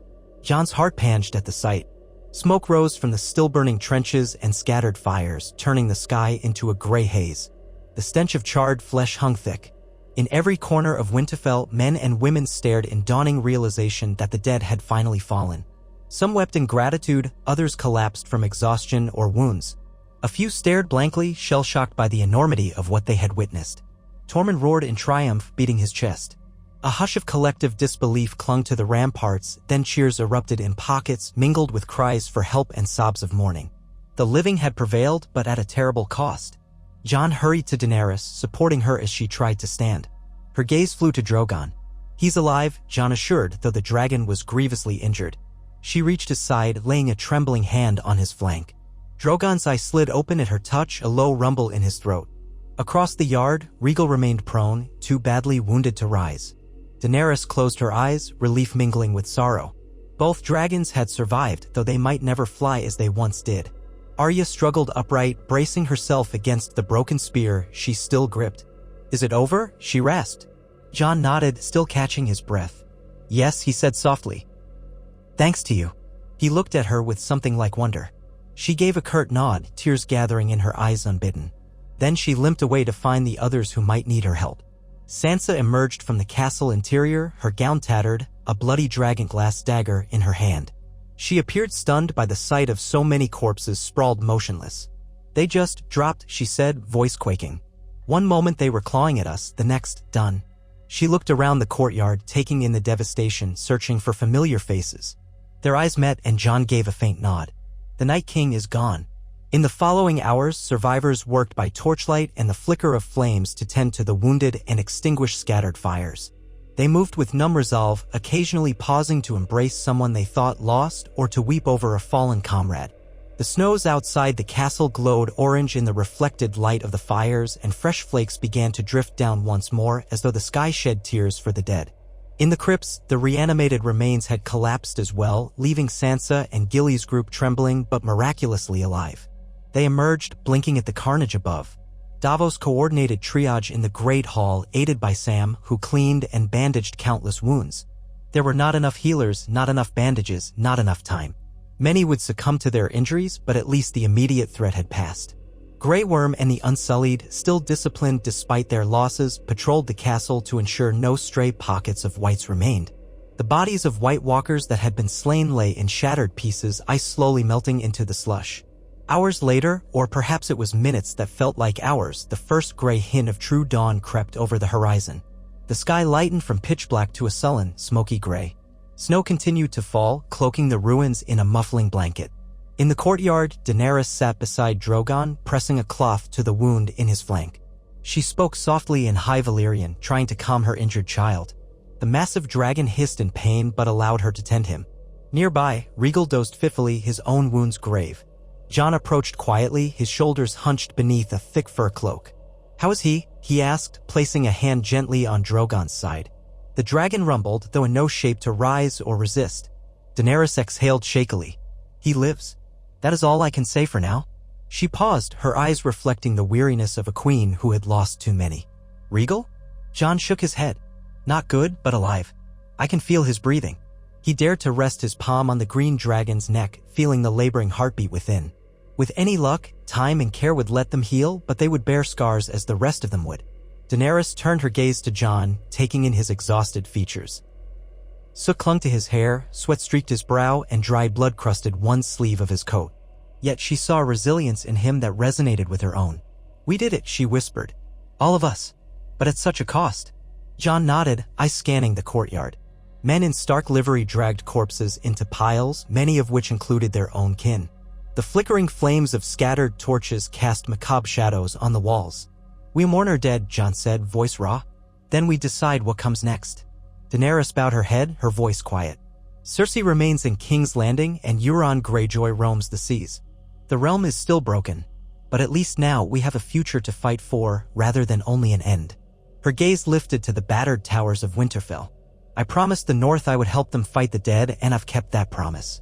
Now we must see what this means for us all, Targaryen and Stark, the living houses of Westeros." Jon looked at her, the swirl of conflicting emotions returning. With the Night King defeated, the question of the Iron Throne loomed again. He could almost hear the ghosts of those who had died tonight whispering that none of these matters were worth the blood spilled. But Daenerys was right. To rebuild the realm, they had to restore leadership, law, and peace. He forced a weary sigh. "We'll rebuild Winterfell first," he said. "Bury the dead. Tend the wounded. The rest can wait, at least for a few days." She agreed, giving Drogon's snout a reassuring stroke. "Take the time you need, Jon. Our war against the dead is done." Her gaze sharpened, determined. "But my war to claim the throne is not." High above them, the sky reddened with the first genuine flush of sunrise, as though the sun itself hesitated to shine upon such devastation. The fires had dulled, though smoke still curled from collapsed roofs and shattered towers. Another day had come, and with it the promise, perhaps a fragile promise, of continuing life. Those first days after the long night's victory blurred into a tapestry of grief and resilience. Sansa oversaw the distribution of food and supplies. Much of Winterfell was damaged or destroyed, entire sections of the outer wall had caved under the Whites' relentless assault. The wounded were brought into every available chamber, with Sam, Davos, and the other healers working around the clock. Pyres burned in the fields south of Winterfell, thick columns of smoke rising in tribute to the thousands lost. The stench of death hung heavy on the cold air. Many survivors wandered the castle in a daze, as though the magnitude of living through the apocalypse had not fully settled in. Amid the cleanup, Bran Stark remained in the Godwood. He seemed calmer now, though a distant sorrow lingered in his eyes. Theon's body was found where he had fallen, pierced by the Night King's magic. Bran asked that Theon be honored among those who had died defending Winterfell. Theon had come full circle from betrayer to defender. The Ironborn who survived placed his body on a pyre, bows raised in salute. Sansa spoke a eulogy that made some weep openly. He had died for them, she said, and she would not forget it. Arya Stark visited the pyres as well, standing with the wind ruffling her dark hair.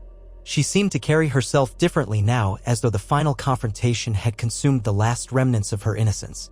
She was the one who had delivered the killing blow to the Night King, but she took no joy in it, only relief that her family was safe. When the last of the pyres were lit, she stood beside Jon, neither speaking.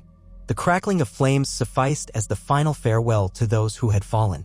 As the days slid by, Daenerys and Jon convened councils in the Great Hall. What was left of it? They sat at a long table with Sansa, Arya, Bran, Davos, Tyrion, and Grey Worm. Each bore signs of the battle, bandages, bruises, hollow cheeks from lack of proper sleep. Yet the matters of state could not be ignored. News arrived that Cersei had locked down King's Landing, refusing any alliance with the victorious Targaryens in the north. Rumors also suggested that Euron Greyjoy's fleet patrolled the waters off Dragonstone, intercepting supply ships. The realm might have been spared the undead, but it remained in turmoil. Tyrion outlined a plan: rally the forces that remained loyal to Daenerys, gather supplies, then march south. But the north was spent, its armies decimated. They would need time to replenish. Even the dragons were injured, Drogon's wound still bled occasionally, and Rhaegal's wing had not fully healed. Daenerys' expression tightened at every mention of Euron or Cersei. She wanted to press on as soon as possible, crush the usurpers who sat on her father's throne. Jon, ever cautious, insisted they wait until their forces recovered. The tension in the hall was palpable, though both Targaryens strove not to let it flare. Sansa listened, her posture rigid.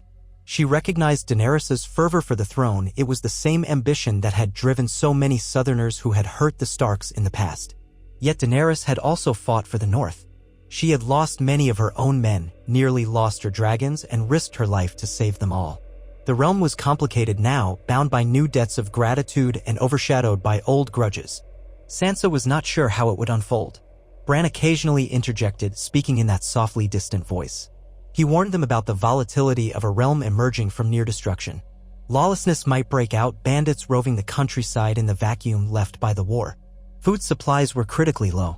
They risked famine if they marched south too soon. Daenerys bristled at these constraints, but she listened, guided partly by Tyrion's counsel. He reminded her that a broken realm was not so easily conquered or ruled. The Iron Throne would be worthless if the countryside starved and rose in rebellion. Arya remained quiet throughout these discussions, perched at the edge of the table. She had never been fond of grand strategies. Her concern was always the immediate threat who needed killing. Now that the Night King was gone, she found her mind drifting to names that once drove her, Cersei Lannister among them. But her family's well-being mattered more than vengeance now. Her gaze flickered between Jon and Daenerys, reading the tension in their faces. Something unspoken lingered between the two Targaryens, a mixture of shared trauma, gratitude, and an undercurrent of uncertainty about the future. When the council ended for the day, Jon found himself alone with Daenerys in the library, a small chamber that had once housed Winterfell's collection of old books and scrolls. Many of the shelves were now toppled or burnt, remnants of the battle's chaos. A few untouched volumes remained, gathering dust. Daenerys stood by a narrow window, arms wrapped around herself for warmth. Jon could see the exhaustion in her posture, the weight she carried. He stepped forward, hesitant. "How are you feeling?" he asked softly. She took a moment before answering. "Tired," she admitted, letting out a soft breath that fogged in the cold air. "And restless. We won a war against death itself, yet the living remain divided. It's frustrating." Jon nodded. "I know." He cleared his throat, struggling to find the right words. "We both have claims to the throne, if the realm even cares about such things after all this. I never wanted it." She turned, her expression tempered by sorrow. "I do want it, Jon. I was raised believing it was my birthright. My entire life has been shaped by that dream. But I won't force the North to bend the knee if they refuse. Not after what we've shared." He swallowed. "Sansa is proud. The North's memory is long. But we've fought side by side. That means something. In time, perhaps an alliance can be forged that respects everyone's freedom. Her gaze flickered. And what of you? You carry the name Targaryen now, at least it is known. Will you declare yourself the rightful king? He shook his head vehemently. Never. My father, Ned Stark, raised me as his son. I'm a Stark in all but blood. I have no desire to steal what you've built. My only concern is that the realm isn't torn apart again. Daenerys studied him, searching for any sign of deceit. Finding none, she allowed a small measure of relief. Then you stand beside me? He exhaled. I stand with what's right. You've proven you can be a just ruler. You freed slaves across the sea, fought for the North, lost so many. You have my support, as far as I can give it. Her eyes glistened. Thank you, she whispered. When the time comes, I will remember who stood with me. Days turned to weeks. Under the strained leadership of Jon, Sansa, and Daenerys, Winterfell gradually regained some semblance of order. Smiths worked day and night to repair shattered gates and broken swords. Wagons arrived from White Harbor with grain and provisions. House Manderley had survived the undead with fewer losses and answered the call for aid. Pledges of loyalty trickled in from smaller houses, some hoping to ally with the newly revealed Targaryen heir. Some simply relieved the dead were vanquished. The living faced a new dawn together, uncertain but hopeful. In time, the dragons healed enough for short flights. Drogon bore a permanent scar across his flank, and Rhaegal's flight was labored. But they took to the skies around Winterfell, reaffirming to onlookers that Targaryen might still mean power incarnate. The sight of them overhead stirred awe and anxiety in equal measure. The Northerners, having endured one cataclysm, held their breath at the notion of more dragonfire being unleashed in future conflicts. When scouts reported that Cersei's forces had moved north of the Trident, establishing supply lines and fortifications, the tension ratcheted higher. Rumor held that the Golden Company had arrived at King's Landing, mercenaries loyal only to gold. Tyrion guessed that Cersei planned to exploit the North's weakened state. Daenerys and Jon spent long hours poring over maps in what had once been Ned Stark's solar, planning a march south. Sansa argued for more time to replenish their forces. Arya studied infiltration routes, eyes gleaming with quiet intensity. Davos and Brienne weighed the prospects of negotiation, though few believed Cersei would accept any diplomatic resolution that did not keep her on the throne. Amid these preparations, rumors about Jon's parentage spread beyond Winterfell. Messengers and ravens carried the tale to every corner of the Seven Kingdoms. That the king in the north was in truth a Targaryen, a child of Rhaegar and Lyanna. Some lords dismissed it as northern propaganda. Others saw it as a sign that the Targaryen line was stronger than rumored. Rivals and opportunists wondered if Jon Targaryen might press his claim if Daenerys faltered. The realm, always hungry for gossip, magnified every murmur. Jon found himself the reluctant subject of hushed reverence or suspicion. In the yard, soldiers would pause as he passed, whispering "Your Grace," half in jest, half in caution. It rattled him, for Ned Stark's sense of honor still guided his heart. Daenerys, too, sensed the realm's speculation. At times, she worried that Jon's name might eclipse hers in the minds of ambitious lords, especially since Rhaegar's legacy was less tarnished than the Mad King's. Yet she trusted Jon's oath that he did not covet the crown. Tyrion repeatedly counseled her to reassure the northern lords that she and Jon stood united. Divide and conquer was Cersei's approach, and if the two Targaryens turned on each other, the Lannisters would triumph without a battle. Soon, the question loomed large: when to march south. Daenerys could not wait indefinitely. Her claim required action lest her enemies entrench themselves further. But the north had scarcely begun to recover from the battle with the dead. Supplies and morale were both precarious. Sansa argued that a quick march would invite disaster. Soldiers needed rest, winter roads were perilous, and the population demanded stability. But Daenerys insisted that every day wasted was a gift to Cersei, who would raise new levies or bribe new mercenaries. The debates escalated into heated discussions in the council chamber, where both sides brandished good arguments like swords. One twilight, as the council ended in stalemate, Jon found himself at the heart of the conflict. Sansa turned to him, frustration etched on her face. "You know what our men have endured. Marching them south so soon will break them." Daenerys countered, her voice steady but laced with urgency. "Every day we delay, Cersei grows bolder. We must press our advantage." If we do not challenge her now, we risk losing the realm to tyranny anew." Jon closed his eyes, caught between loyalties. He felt the weight of the North's exhaustion, but also understood Daenerys' fear that Cersei would never allow Targaryen rule. Finally, he spoke. "We will move, but in stages," he said. "We'll send an advance force to secure supply lines along the King's Road. The main host will follow once we've gathered enough provisions and ensured our wounded can travel." Sansa's tension eased slightly. Daenerys pursed her lips but accepted the compromise with a curt nod. Tyrion and Davos exchanged glances of relief. For the moment, a precarious balance was struck. The next week saw convoys of supply wagons trundling out of Winterfell, heading south. A portion of Daenerys' Unsullied led the way, accompanied by northern outriders. They halted at Moat Cailin, that ancient fortress that guarded the entrance to the north, repairing fortifications and establishing a temporary camp. Meanwhile, Daenerys devoted herself to caring for the dragons, ensuring they regained enough strength to serve in the campaign. She spent hours in the courtyard, coaxing Drogon to flex his wounded flank, feeding him charred goat, speaking gently in Valyrian. Rhaegal, still favoring his burnt wing, allowed Jon's cautious approach. It was slow work, but each day the dragons improved. Throughout Winterfell, there was an undercurrent of bracing for departure. Soldiers hammered new wagons together, blacksmiths fashioned horseshoes, and fletchers churned out arrows. Women sewed new cloaks from furs, men loaded barrels of salted meat and dried vegetables. The knowledge of the coming march lent a sense of direction, a focus that kept them from wallowing in the trauma of the recent battle. Yet there were many who could not march at all, missing limbs or bearing wounds that would never fully heal. They stayed behind, entrusted with defending a Winterfell still bearing scars. Amid these labors, Jon and Daenerys found fleeting moments of respite. Sometimes they walked along the ramparts at dusk, snow crunching underfoot, the air eerily silent without the howls of the dead. On one such evening, they paused by a half-rebuilt battlement, gazing out across the white plains. The sun had sunken low, painting the sky in bands of red and gold. Daenerys drew her fur cloak closer. "We never truly had a chance to grieve," she said, her voice carrying that faraway sadness.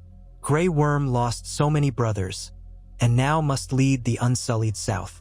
Tyrion lost his brother once, though Jaime stands with us now. Still, he's not the same man he was. And I—" She paused, swallowing. "I lost Viserion before and almost lost Drogon and Rhaegal. I feel every ache they suffer." Jon nodded quietly, leaning on the stone parapet. "So many died. The names weigh on me. Dolorous Ed, Theon Greyjoy, Jorah Mormont, hundreds more. It's like a part of me is missing." He exhaled a smoky breath in the cold. "We saved the realm, but we'll carry the cost forever." They stood in silence, letting the wind whip around them. Then Daenerys reached out, slipping her hand into Jon's. It was cold, almost numb, but the contact grounded them both. She said softly, "If we succeed in taking the throne, I promise no more endless war. I promise to break the cycle as I once said I would. The realm has bled enough." Jon looked at her, seeing the earnestness in her eyes. "I believe you," he said. "The people deserve peace. Together we can give them that." She lifted her gaze to his, a flicker of warmth in the midst of winter's chill. The wind carried the faint sound of ghostly echoes from the crypts below, as though the spirits of Winterfell's past looked on. In that moment, they found a shared solace, the closeness of two who had fought the ultimate darkness and lived. Word eventually came that the advance force at Moat Cailin had secured the area, repelling a few stray raids from bandits who took advantage of the realm's upheaval. With that news, Daenerys resolved they could delay no longer. The host would march in a week's time. Ravens flew out to all northern vassals, instructing them to rally at Moat Cailin or remain behind to guard their lands. Sansa planned to stay in Winterfell as its steward, ensuring the castle and the region would be safe in the Targaryen-Stark alliance's absence. Bran's presence would remain as well, for he had little interest in the games of the south and found it easier to connect with the weirwood trees in the north. Arya chose to travel with Jon, though she gave no explanation beyond a calm statement that she had business yet unfinished. When the day of departure arrived, the yard bustled with final preparations. Horses stamped, men shouted, wagons rolled, the smell of hay, sweat, and iron blending in the chill morning air. Daenerys stood by Drogon, readying him for flight despite his lingering injuries. She would not ride the roads if her dragon could still bear her, though she planned to land frequently to rest him. Jon moved among the ranks, checking on the men, ensuring that rations were distributed properly. He wore his black cloak, the stark dire wolf still prominent, though many whispered about the dragon sigil that could equally be his. Sansa embraced Jon tightly before he departed. "Take care of yourself," she said, her voice thick with emotion. "Come back to us in one piece." Jon managed a small, reassuring smile. "I will. Keep the North safe. We may need its strength yet." She drew back, eyes glistening. "The realm is in your hands and hers now," she whispered. "May the gods be with you both." Jon bowed his head, then made his way to Regal, who waited at the edge of the courtyard. The green dragon, though healed somewhat, still had a ragged gait. He managed to lift his wings, letting out a low rumble. Carefully, Jon climbed onto the saddle. Regal grunted but permitted it. Daenerys and Drogon took flight first, clearing the castle walls in a rush of wind and swirling snow. Regal followed, beating the air, though more slowly than before. Below, the main host began its long march, horns sounding as men and horses set forth along the King's Road. From the skies, Jon could see the columns of troops extending into the distance, a winding snake of humanity trudging through the cold. Supply wagons rumbled over rutted roads, outriders fanned out. Somewhere among them rode Tyrion, Grey Worm, Davos, and Arya. Ghost padded alongside one group of northern warriors, a pale streak in the white terrain. Watching them, Jon felt a pang of unity. For all the realm's divisions, here was an army drawn from many corners, northern men in their thick furs, unsullied in their immaculate discipline, Stormlanders who had survived the undead at the cost of their lords. Even a smattering of knights from the Vale who had arrived too late for the battle at Winterfell but now pledged to see the realm freed from any further threat. They made camp near the last river that first night, setting up tents in a broad plain flanked by low hills. Daenerys landed Drogon with care, mindful of his wound. Jon did the same with Regal. Fires dotted the encampment, men huddled for warmth, muttering about the cold that refused to relent. Snow drifted in intermittent flurries, swirling among the tents. Davos coordinated the distribution of hot soup and bread. The tension of the upcoming war lay thick in the frosty air. As the days passed and they drew nearer to Moat Cailin, conversation among the ranks shifted. Men spoke of Cersei's cruelty, of the Lannisters' cunning, of the Golden Company's rumored strength. Some dreaded another open battle, having barely survived the horrors of the undead. Others saw this as a more normal war, albeit still terrifying. The presence of dragons, though, lent an undercurrent of confidence. So long as Drogon and Regal were in the sky, no enemy formation would remain safe. On the 5th day of travel, the advance guard's horns signaled Moat Cailin was in sight. That ancient fortress of the First Men had always been a crucial choke point into the north. Walls of thick, mossy stone loomed over the swampy terrain. The towers leaned precariously, battered by centuries of war and neglect. Daenerys circled overhead before landing, scanning the fortress below. Soldiers filled the courtyard and ramparts, a patchwork of northern banners and Targaryen standards. Jon and Daenerys reunited with Tyrion and Grey Worm inside Moat Cailin's great hall, little more than a stone shell, open to the sky in places where the roof had caved in. Tyrion was poring over a map spread on a makeshift table. "Good timing," he greeted them. "Scouts report that Cersei's forces have moved as far north as the Crossroads Inn. They're fortifying the area around the Trident, attempting to bottle us in here. They must know we're coming." Grey Worm's jaw tightened. "We will break their lines," he said simply. Tyrion tapped the map with a gloved finger. "The main Lannister army is rumored to be near Harrenhal or the surrounding fields. Euron's fleet remains off the coast, so we must be cautious about forging eastward. We can push directly south from the King's Road or attempt to flank them, but that will require crossing the rivers at more precarious points." Daenerys frowned. "Harrenhal is a ruin, but it still offers a strategic vantage. If they hold those fields, they can starve us out or slow us down indefinitely. We may need to force a direct battle." Jon studied the map. His instincts, honed by the northern terrain, warned him that a head-on clash could be devastating if the Lannisters were entrenched. Yet time was not on their side. "What are the chances we can negotiate with any of Cersei's bannermen?" he asked. Tyrion gave a small shrug. "The Riverlords might be swayed. Most of them despise the Lannisters for the Red Wedding and other betrayals. But they also fear Euron's cruelty. Some remain sworn to the crown out of dread, not loyalty." Daenerys' eyes flashed. "If they fear cruelty, then they should prefer us. We are the liberators." Jon shifted, recalling Sansa's caution that burning cities with dragons was no path to forging trust. "We have to show them we aren't here to punish them," he said. "We're here to remove Cersei from power and restore stability to the realm." Tyrion nodded. "A careful approach might bring them over to our side. But a single misstep, one hint of savagery or injustice, and they'll close ranks against us." Grey Worm remained silent, though the set of his shoulders revealed tension. He had lost so many unsullied. A quick, decisive victory would avenge the fallen. Daenerys read his posture and softened her voice. "We proceed carefully, but we do proceed," she said. "I will not let Cersei fortify King's Landing without challenge. We continue south. We'll attempt to rally the Riverlords to our cause. If that fails, we confront Cersei's army in the field." It was settled. The next day, the combined host departed Moat Cailin, advancing along the King's Road. The journey that had once taken Ned Stark weeks by carriage was now an arduous march for an army battered by the war against the dead. Muddy roads and freezing rains slowed progress. Yet each day brought them closer to the fabled heart of Westeros. Jon noticed how the landscape gradually shifted from the rugged pines of the north to the rolling plains and sparser woodlands of the Riverlands. Villages they passed displayed cautious curiosity. Some folk hid in their huts, others emerged to beg for scraps of food. The war against the dead had ravaged trade, famine threatened many hamlets. Daenerys ordered that they share what meager supplies they could spare, earning some goodwill along the way. From above, the dragons soared intermittently, scouting the land. Rhaegal still flew unevenly, so Jon kept him grounded for long stretches. Drogon ranged further, though Daenerys frequently worried about his healing flank.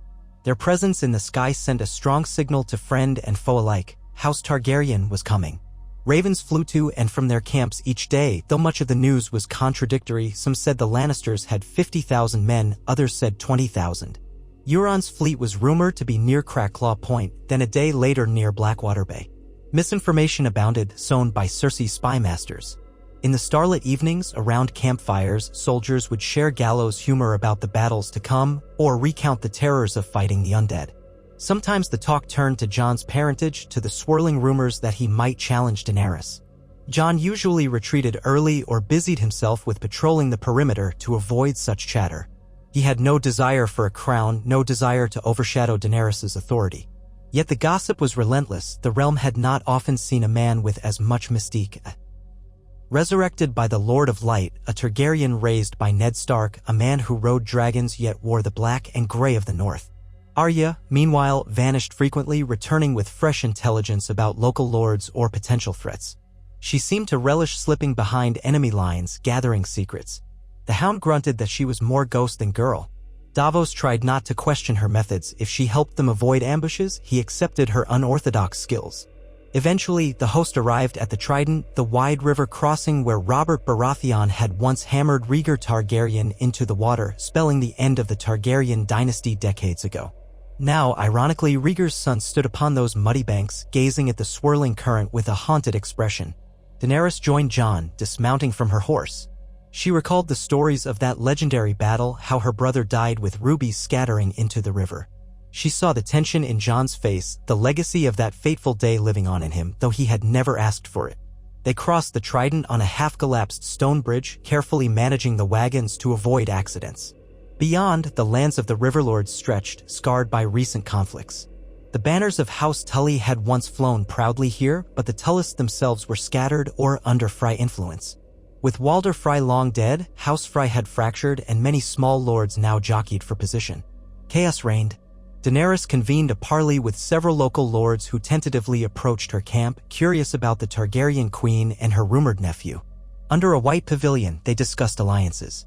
Promises were made that farmland would be spared, peasants protected, and justice served if they cast off Lannister rule. Some lords agreed, swayed by the presence of dragons and by hatred of the Lannisters. Others hesitated, uncertain whether Targaryen liberation might prove as harsh as Lannister tyranny. Daenerys strove to appear magnanimous, though her patience sometimes wore thin. Tyrion smoothed over tensions with careful diplomacy. The net result was a handful of new banners that would bolster the Targaryen Stark army. Slowly but steadily, the combined force advanced deeper into the Riverlands. Signs of Lannister patrols cropped up, burned farms, rumors of outrages against local folk. Each atrocity turned more hearts toward Daenerys. Jon felt the old stirrings of righteous anger he had once felt at the Wall when hearing of raids.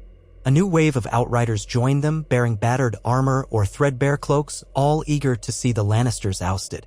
The tide seemed to shift in their favor. Yet the final test awaited at Harrenhal, that massive fortress cursed by dragonfire centuries ago. Smoke and mist forever seemed to swirl among its blackened towers. Scouts reported Lannister encampments in the fields around the fortress, thousands of soldiers arrayed. The Golden Company, too, had positioned themselves strategically, holding vital roads. If Daenerys wanted to proceed to King's Landing, she would have to pass Harrenhal. A direct siege seemed ill-advised, but leaving such a large force at her flank was dangerous. As the Targaryen Stark host approached Harrenhal, tension rose to a fever pitch. The men whispered that this place was haunted by the ghosts of Harren the Black, who had challenged Aegon the Conqueror and lost in spectacular, fiery fashion. Now another Targaryen queen stood at these gates, along with a Targaryen heir who bore the name Rhaegar's son. The shape of history threatened to repeat or transform, depending on how the day unfolded. Daenerys stood upon a small rise overlooking the ruin, Drogon perched behind her, flame licking his lips as though sensing the promise of battle. Jon stood at her side, scanning the lines of Lannister soldiers in the distance. Red banners fluttered, gold lions emblazoned in defiance. Horsemen with shining helms rode among the ranks, and foot soldiers lined up with pikes at the ready. On another flank, men wearing the sigil of the Golden Company and Elephant's Head prepared crossbows and siege defenses. Tyrion and Davos rode up behind them, exchanging worried glances. "We outnumber them, but they're well supplied," Tyrion cautioned. "We must be careful. If we lose too many men, even victory might be hollow when we reach King's Landing." Daenerys' expression hardened, and Jon felt the tension in her stance. The memory of the war against the dead remained fresh, as did the endless cycle of violence that had plagued Westeros for years. She drew a breath, her voice low. "We offer them a chance to surrender." "One chance?" Jon nodded. "It's the right thing to do." So they sent riders under a flag of truce, inviting the Lannister commander to parley. The commander turned out to be Ser Gregor Forwent, a grizzled bannerman loyal to Cersei. He arrived at the Targaryen lines with a small retinue, all armed but outwardly calm. Jon and Daenerys met him by a ruined watchtower at the edge of a field. Drogon loomed behind them, smoke rising from his nostrils. Rhaegal rested further back, less intimidating in his injured state, but still awe-inspiring. Daenerys spoke first, her voice carrying the authority of one who had broken chains and led armies across the sea. "Ser Gregor, your queen is beaten the moment my dragons take flight. Surrender Harrenhal and join me in overthrowing Cersei. You have fought for a tyrant long enough." The Lannister man squared his shoulders, though sweat beaded on his brow. The dragon's presence was undeniable. "Her Grace, Queen Cersei, holds the Iron Throne by right," he said stiffly. "You are but the daughter of the Mad King, and rumor says your ally is another Targaryen bastard. We have no cause to believe your rule would be kinder." Jon, bristling but controlling his temper, stepped forward. "We have no desire to burn your men alive.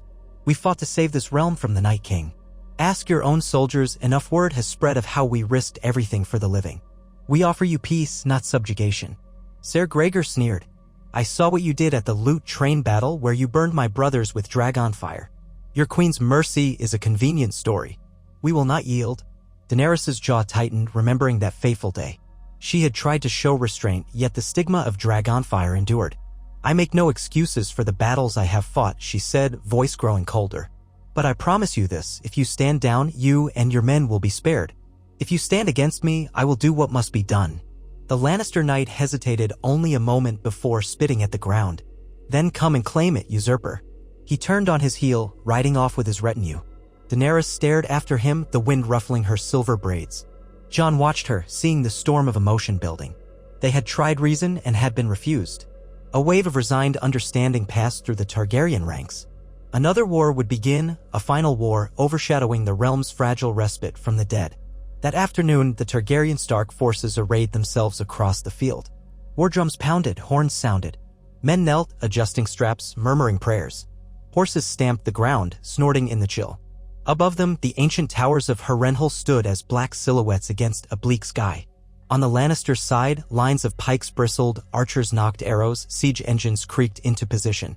The Golden Company formed a disciplined flank, their commander astride a massive warhorse. In the hush before the fighting, the wind carried the distant cry of a raven. Daenerys swung onto Drogon's saddle, ignoring the pang in his flank as he roared, eager or perhaps furious. Jon climbed atop Rhaegal, his heart pounding. The dragon's wing beats caused swirling eddies of dust and fallen leaves. They exchanged a final look. Two Targaryens who had beaten death itself, now facing the lesser cruelty of mortal war. The horns blared. The lines advanced. In a thunderous rush of wings, the dragon soared, splitting the sky. Below, cavalry thundered forward, infantry marched in tight formation, and the clash that commenced shook the air. Men shouted, steel rang, the roar of beasts filled the field. Drogon unleashed a torrent of flame on the enemy's left flank, scattering the Lannister cavalry. Rhaegal, though weaker, strafed the Golden Company's forward lines with scorching bursts, forcing them to scatter. Arrows streaked upward, some bouncing off dragon scales, others embedding painfully in flesh, drawing roars of rage. At the vanguard, Grey Worm led the Unsullied in a disciplined surge, their locked shields absorbing the enemy's initial charge. Northern Banner men flanked them, banners snapping, eyes alight with the memory of the dead they had already conquered. The Lannisters fought back fiercely, but the morale of their men wavered each time Drogon descended. Within minutes, the field devolved into chaos. Dust and smoke billowed, the shrieks of horses mixing with battle cries. Daenerys circled overhead, scanning for siege weapons. Spotting a row of scorpions, massive crossbows designed to slay dragons, she guided Drogon into a dive. Flaming breath consumed the contraptions, sending twisted metal and wood flying. But a second row of scorpions fired, bolts whizzing dangerously close. One struck Drogon's side, lodging between scales. The great beast roared in pain, nearly throwing Daenerys from the saddle. She clung on, tears in her eyes as she urged him skyward. Jon and Rhaegal strafed another portion of the line, but Rhaegal's wounded wing limited his maneuverability. A scorpion bolt sliced through the membrane, causing the dragon to stumble mid-flight. Jon grimaced, feeling Rhaegal's agony. Nonetheless, they pressed on, unleashing flame upon a cavalry group that threatened the Unsullied flank. Horses scattered, men screamed, the stink of burning flesh wafted skyward. Jon felt sick at the slaughter, but if they did not break the Lannister line, more blood would be spilled on both sides. On the ground, Tyrion and Davos coordinated from a small hill, watching for any sign of a Lannister collapse or a sudden flank attack. The Golden Company refused to break easily, holding formation even as Daenerys' flames seared the battlefield. Step by step, the Targaryen Stark infantry pushed them back, though at a grievous cost. Bodies littered the field, the once green grass trampled into red-brown mud. Screams rang out and the clash of weapons felt like thunder in the close air. Eventually, with the Scorpions destroyed and the Lannisters' left flank shattered, the center began to buckle. Men threw down arms or attempted to flee. Drums signaled a retreat and the Golden Company pulled back in a controlled withdrawal, aiming for the relative safety of Harrenhal's battered walls. Grey Worm pressed the attack, ignoring arrow fire that rained down from the ramparts. Within the hour, the courtyard of Harrenhal was overrun, the enemy in full rout. Ser Gregor Forwent was dragged from his horse by a knot of northern spearmen. The fortress halls echoed with the clang of steel as pockets of resistance fought to the last. At last, a horn sounded from the highest tower. The Lannisters had surrendered. Daenerys landed Drogon in the courtyard, sliding off to confront the defeated. Tyrion and Davos hurried in from the gate, battered but alive, while Grey Worm formed a perimeter of Unsullied. The Lannister survivors knelt, fear in their eyes, many of them scorched, battered, or bleeding. The stench of smoke clung to every stone. A hush fell as Daenerys surveyed them, her own face streaked with soot and tears. Jon guided Rhaegal to a landing, but the dragon collapsed upon touching the ground, whimpering in pain. Jon rushed to his side, calling for healers.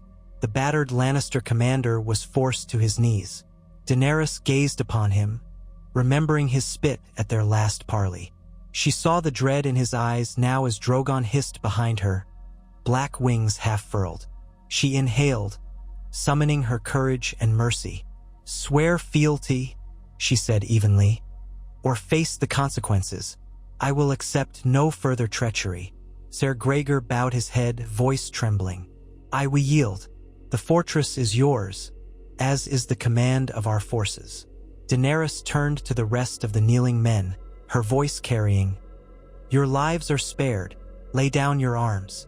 Pledge yourselves to a new realm, one untainted by the cruelty of Cersei Lannister, or depart in peace." A collective sigh rippled through the courtyard. Most nodded, too shattered by defeat to resist further. Some had no love for Cersei to begin with. Others had simply followed orders out of fear. Tyrion stepped forward, ordering that the wounded be given care and the rest be disarmed. Davos shouted for the victory horns to be sounded, though few felt any true exultation amid so much death. Jon knelt by Rhaegal, pressing a hand to the dragon's neck. The wounded beast breathed raggedly. Maesters would be needed, or at least the best field surgeons they had. But the pain in Rhaegal's eyes made Jon's heart ache. The rest of the day was spent rooting out hidden pockets of Lannister soldiers within Harrenhal's labyrinthine corridors, extinguishing fires and tending to the wounded of both sides. The fortress itself groaned under the fresh onslaught of war, blackened spires looming overhead like the ribs of a fallen titan. Daenerys walked through the debris, black cloaks swirling around her ankles, and felt a grim kinship with Aegon the Conqueror, who had once melted these walls with dragonfire.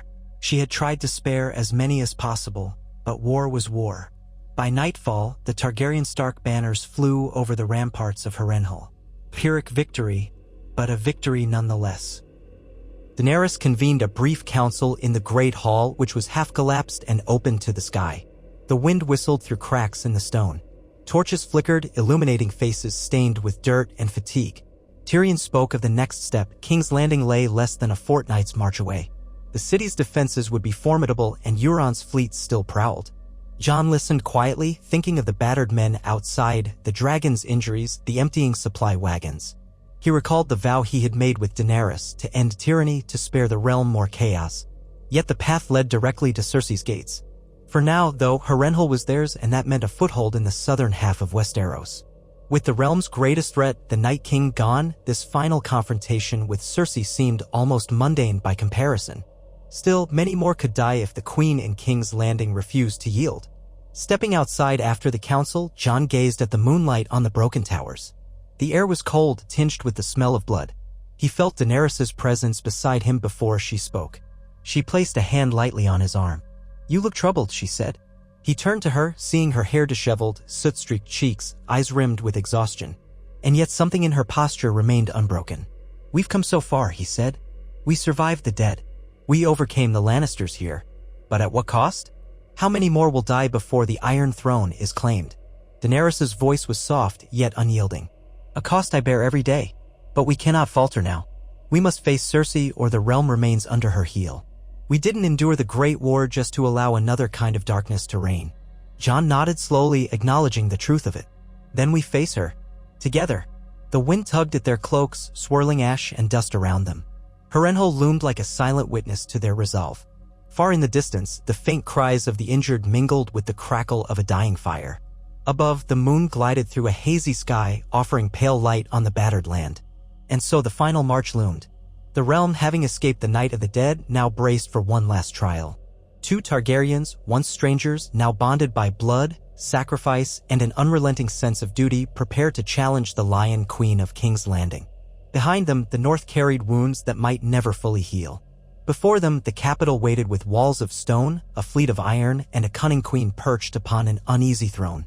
One war had ended, another began, and the fate of Westeros hung in the balance, its hopes pinned on a secret revealed too soon, a bond forged in ice and fire, and the unwavering promise that the living could still shape a future out of the ashes of the past.